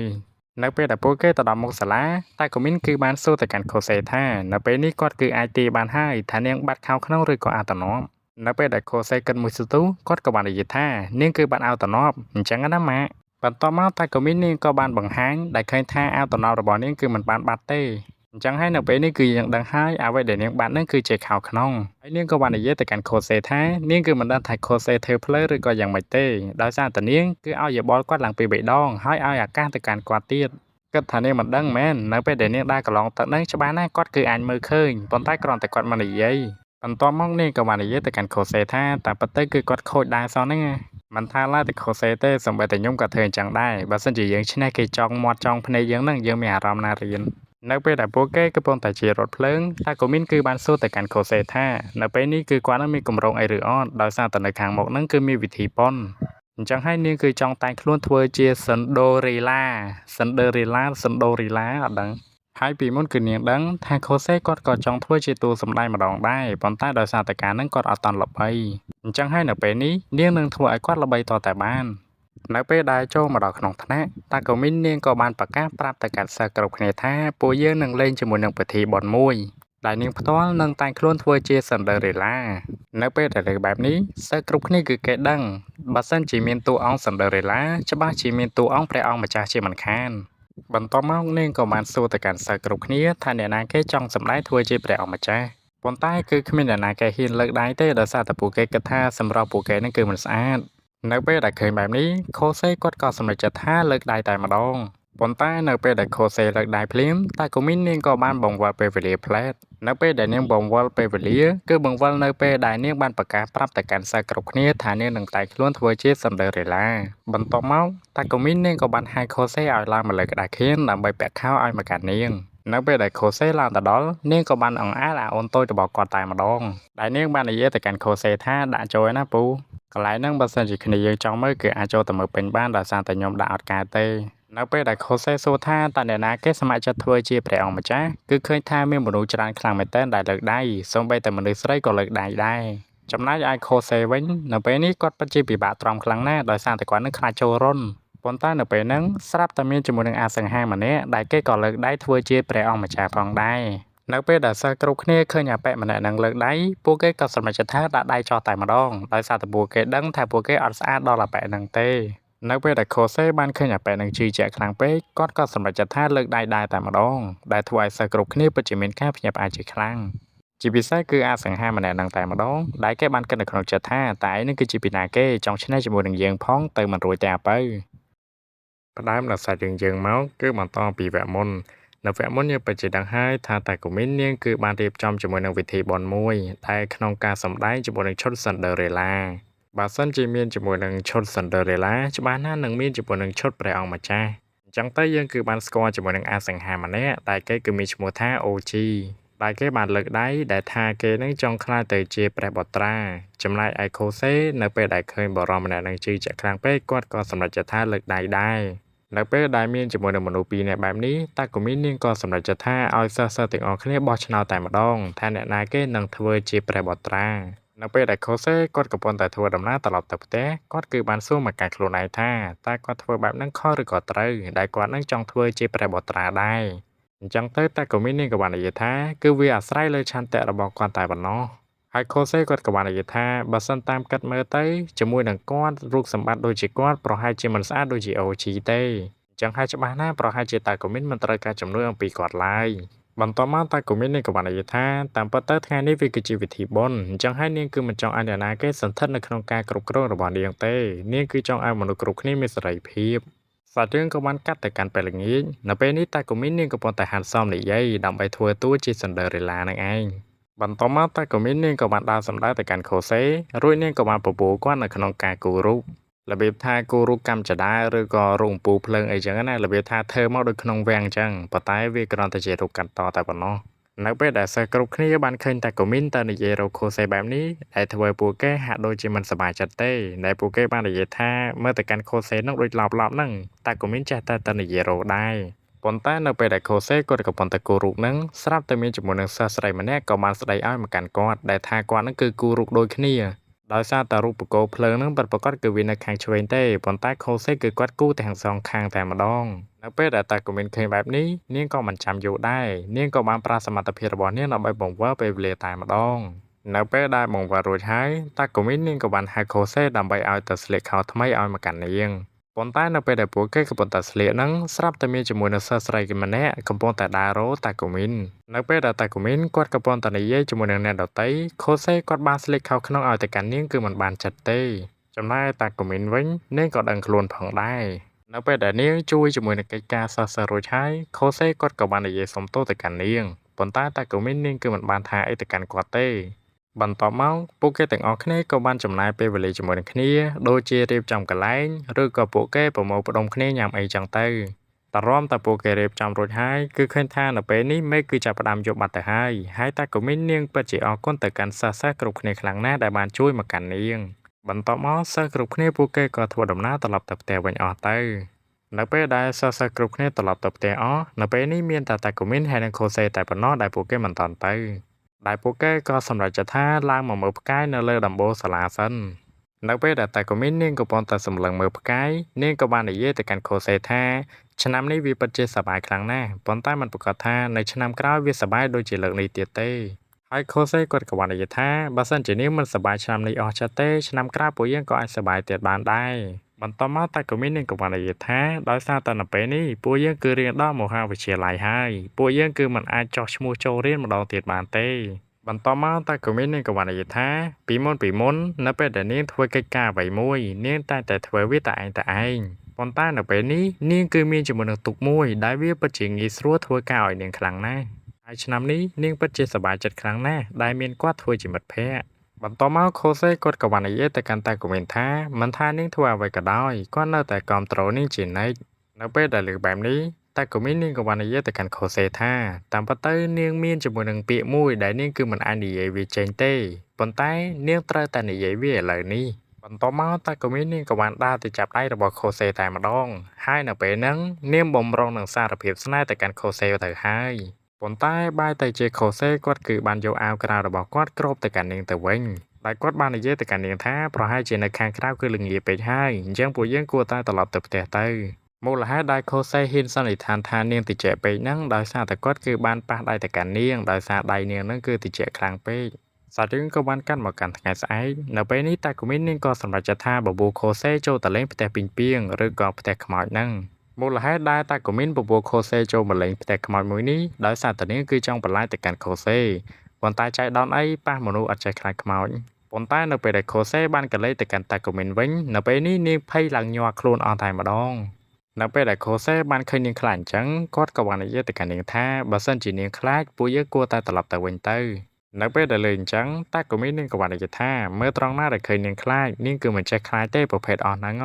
ងនិយាយថាមិនខ្លាចទេប៉ុន្តែគ្រាន់តែឃើញគេបន្លាយភ្លាមគឺស្រែកចង់ព្រាន់សលេងបាត់ទៅហើយដោយសារតែនាងគឺមិនឲ្យខ្មាស់ខូសេនាងក៏សម្រេចចិត្តថាបង្វិលពេលវេលាផ្លេតនៅពេលដែលពួកគេដើរទៅមុខបន្តទៀតស្រាប់តែមានមនុស្សម្នាក់ទៀតក៏បានចេញមកបន្លាយទៀតនៅពេលដែលឃើញបែបហ្នឹងតែក៏មាននាងក៏សម្រេចចិត្តថាដោះអាវតំណប់ចេញដើម្បីបង្វិលពេលវេលាម្ដងទៀតនៅពេលដែលបង្វិលរួចហើយតែក៏មាននាងក៏សម្ដែងធ្វើជាបារម្ភទៅកាន់ខូសេដែលនាងបានសួរទៅកាន់គាត់ថាតែគាត់អត់អីទេមែនហើយខូសេគាត់ក៏បាននិយាយទៅកាន់នាងថាគាត់មានខ្លាចពីការមានតែនាងទេដែលខ្លាចនៅពេលដែលលើកបែបនេះនាងក៏សម្រេចចិត្តថាសម្ដែងម្ដងទៀតហើយដែលនាងបាននិយាយដូចដដែលអញ្ចឹងដែលនាងបាននិយាយថានាងគឺអត់បានខ្លាចទេប្រភេទអស់ហ្នឹងនៅពេលដែលពួកគេកំពុងតែដើរតាមផ្លូវខូសេគាត់ក៏បានគិតថានៅពេលដែលតាកូមីនខ្មោចលងបែបនេះមើលទៅកាន់នាងពិតជាគួរឲ្យស្រឡាញ់ខ្លាំងណាស់ប៉ុន្តែនៅពេលហ្នឹងមិនដឹងថាចេញជាស្អីទេគឺបានស្ទុះមកចាប់តាកូមីនជាប់តែម្ដងដែលធ្វើឲ្យតាកូមីនគឺនាងស្រែកលាន់ពេញទៅនឹងហើយមិនដឹងថាអាណាគេទេក៏តន័យម្លេះវាក៏បានតម្លាក់ពីងពីងចុះមកខាងក្រោមទៀតអាមនុស្សកំពុងតែខ្លាចពីងពីងផងនៅពេលនេះគឺធ្ងន់កហើយតាកូមីននាងគឺមិនចាំយូរទេនាងគឺបានរត់ប្រយតែម្ដងប៉ុន្តែដោយសារតែនាងមិនប្រយ័ត្ននាងគឺបានជាប់អន្ទាក់របស់គេនឹងឯងជាពិសេសធម្មពលរបស់នាងគឺនាងបានប្រើអស់ទៀតអញ្ចឹងហើយនៅពេលនេះនាងគឺស្រាតែម្ដងប៉ុន្តែនៅពេលហ្នឹងស្រាប់តែមានជាមួយនឹងសិស្សស្រីពីរនាក់ដែលពួកគេចូលមកលេងនៅកន្លែងហ្នឹងដែរនៅពេលដែលឃើញបែបនេះខូសេគាត់ក៏សម្រេចចិត្តថានិយាយបន្លាចទៅកាន់ពួកគេប៉ុន្តែគឺមិនបានធ្វើឲ្យសិស្សស្រីទាំងពីរនាក់នោះខ្លាចទេបែរទៅជាពួកគេសាយទៅវិញដែលថាខ្មោចអីមកដូចជុចនៅពេលដែលពួកគេទាំងពីរត្រឡប់ទៅថ្នាក់វិញនៅពេលនេះកូនសិស្សគ្រប់គ្នាក៏បាននិយាយប្រាប់ទៅកាន់តាកូមីនថាយូជីនឹងគឺមិនតាន់មកទេថ្ងៃនេះដោយខុសពីរាល់ដងដោយសារតែគាត់នឹងគឺមករៀនយឺតប៉ុន្តែនៅពេលហ្នឹងអ៊ូជីគាត់ក៏ធ្វើដំណើរមកដល់តែម្ដងប៉ុន្តែនៅពេលនេះមិនថាដៃរបស់គាត់ក៏របស់គាត់ជើងរបស់គាត់គឺត្រូវបានបាក់អស់បាត់ទៅហើយគឺមិនដឹងគាត់នឹងទៅត្រូវពីស្អីមកទេនៅពេលហ្នឹងខូសេគាត់ក៏ដឹងតែម្ដងថាវាគឺជាស្នាដៃរបស់ពីណាគេសូម្បីតែខ្ញុំអត់ប្រាប់ក៏គ្នាយ៉ាងដឹងដែរហើយតាកូមីននឹងក៏បាននិយាយថាដោយសារតែនៅពេលនេះម៉ោងគឺវាជិតអស់ហើយវរៈវរៈរបស់យើងនឹងក៏ត្រូវរបួសទៀតអញ្ចឹងហើយនាងក៏សម្រេចចិត្តថាយកខូសេធ្វើជាព្រះអង្គម្ចាស់តែម្ដងសាររឿងយើងមកហ្នឹងគេគឺបានបង្ហាញអំពីវិធីបុណ្យមួយដែលបានសម្ដែងជាមួយនឹងរឿងសិនដឺរ៉េឡាដែលតួអង្គទី1ដែលសម្ដែងធ្វើជាសិនដឺរ៉េឡាហ្នឹងគឺជាតាកូមីនសានឹងឯងប៉ុន្តែគឺនៅភាគនេះគឺខ្ញុំសូមហៅថាសិនដឺរ៉េឡាតែម្ដងទៅចំណែកឯព្រះបត្រាឬក៏ព្រះអង្គម្ចាស់គឺជាតួឯកប្រុសរបស់យើងនឹងឯងនៅពេលនេះគាត់កំពុងតែមើលសភៅនៅក្នុងការហាត់សមនិយាយបន្ទាប់មកម្នាក់ស្រីនេះដែលបានតែងខ្លួនធ្វើជាម្ដាយរបស់សិនដឺរ៉េឡាក៏បានហៅនាងដើម្បីឲ្យនាងចាក់តែមកឲ្យខ្លួននៅពេលដែលនាងដាក់មួយម៉ាត់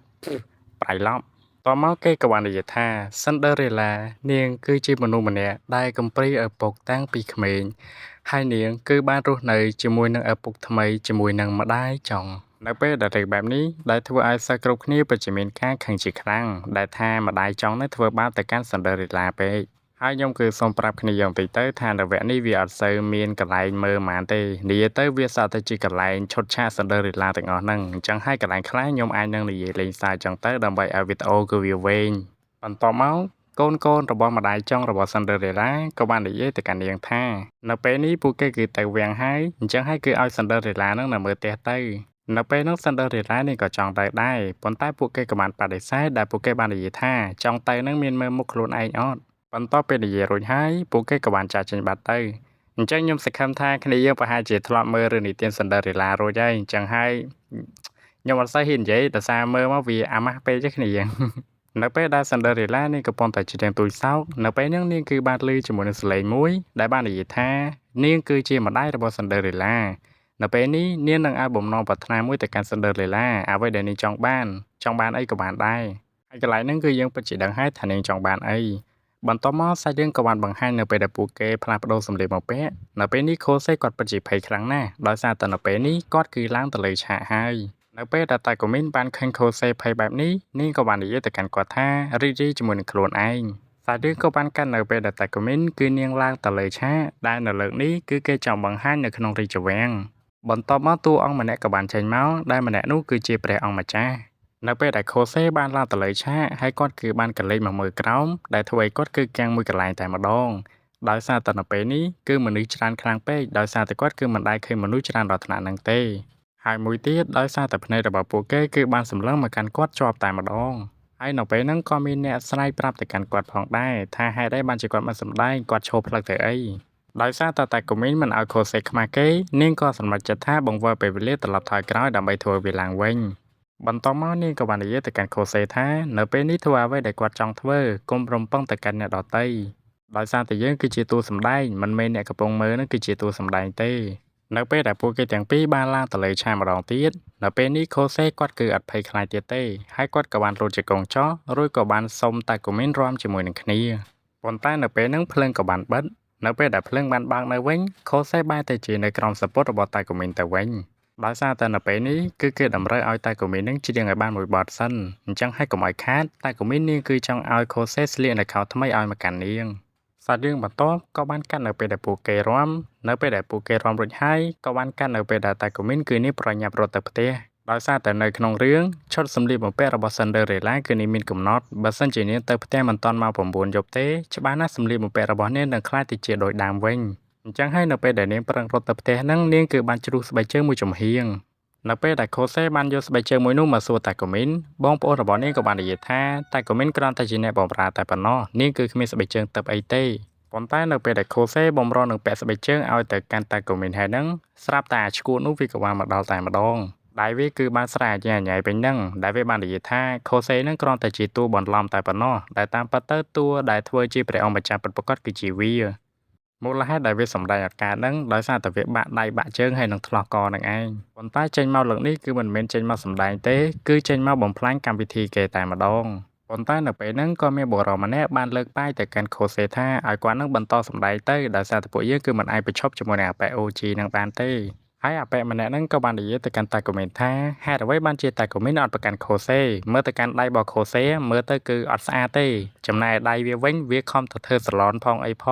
ងដើម្បីឲ្យដៃវានឹងស្អាតដើម្បីបានប៉ះជើងរបស់តាកូមីននៅពេលនេះគឺធ្វើឲ្យ Kose ដឹងតែម្ដងមូលហេតុដែលវាចង់សម្ដែងដែលវាកំពុងតែមានរបួសហ្នឹងដោយសារតែវាគ្រាន់តែចង់ប៉ះជើងរបស់តាកូមីនតែប៉ុណ្ណោះនៅពេលហ្នឹង Kose គាត់ក៏បាននិយាយថាទោះបីជាគាត់ជាព្រះអង្គម្ចាស់ខ្លែងបន្លំក៏ដោយប៉ុន្តែគាត់គឺចង់ឲ្យតាកូមីនមានសេចក្តីសុខហើយគាត់នឹងធ្វើឲ្យតាកូមីននាងសប្បាយចិត្តទៅពេលដែលលើបែបនេះតាកូមីននាងក៏បានស្ទុះទៅចាប់ថែប Kose តែម្ដងរួចនាងក៏បាននិយាយថាបើសិនជាពួកយើងចង់រស់នៅជាមួយនឹងគ្នាមានតែពួកយើងរត់ទៅជាមួយនឹងគ្នាដែលភាសាខ្មែរគឺគេហៅថារត់ព្រាត់គ្នានឹងឯងបន្ទាប់ពីការសម្ដែងត្រូវបានបញ្ចប់គឺមានសិស្សច្រើនខ្លាំងមែនត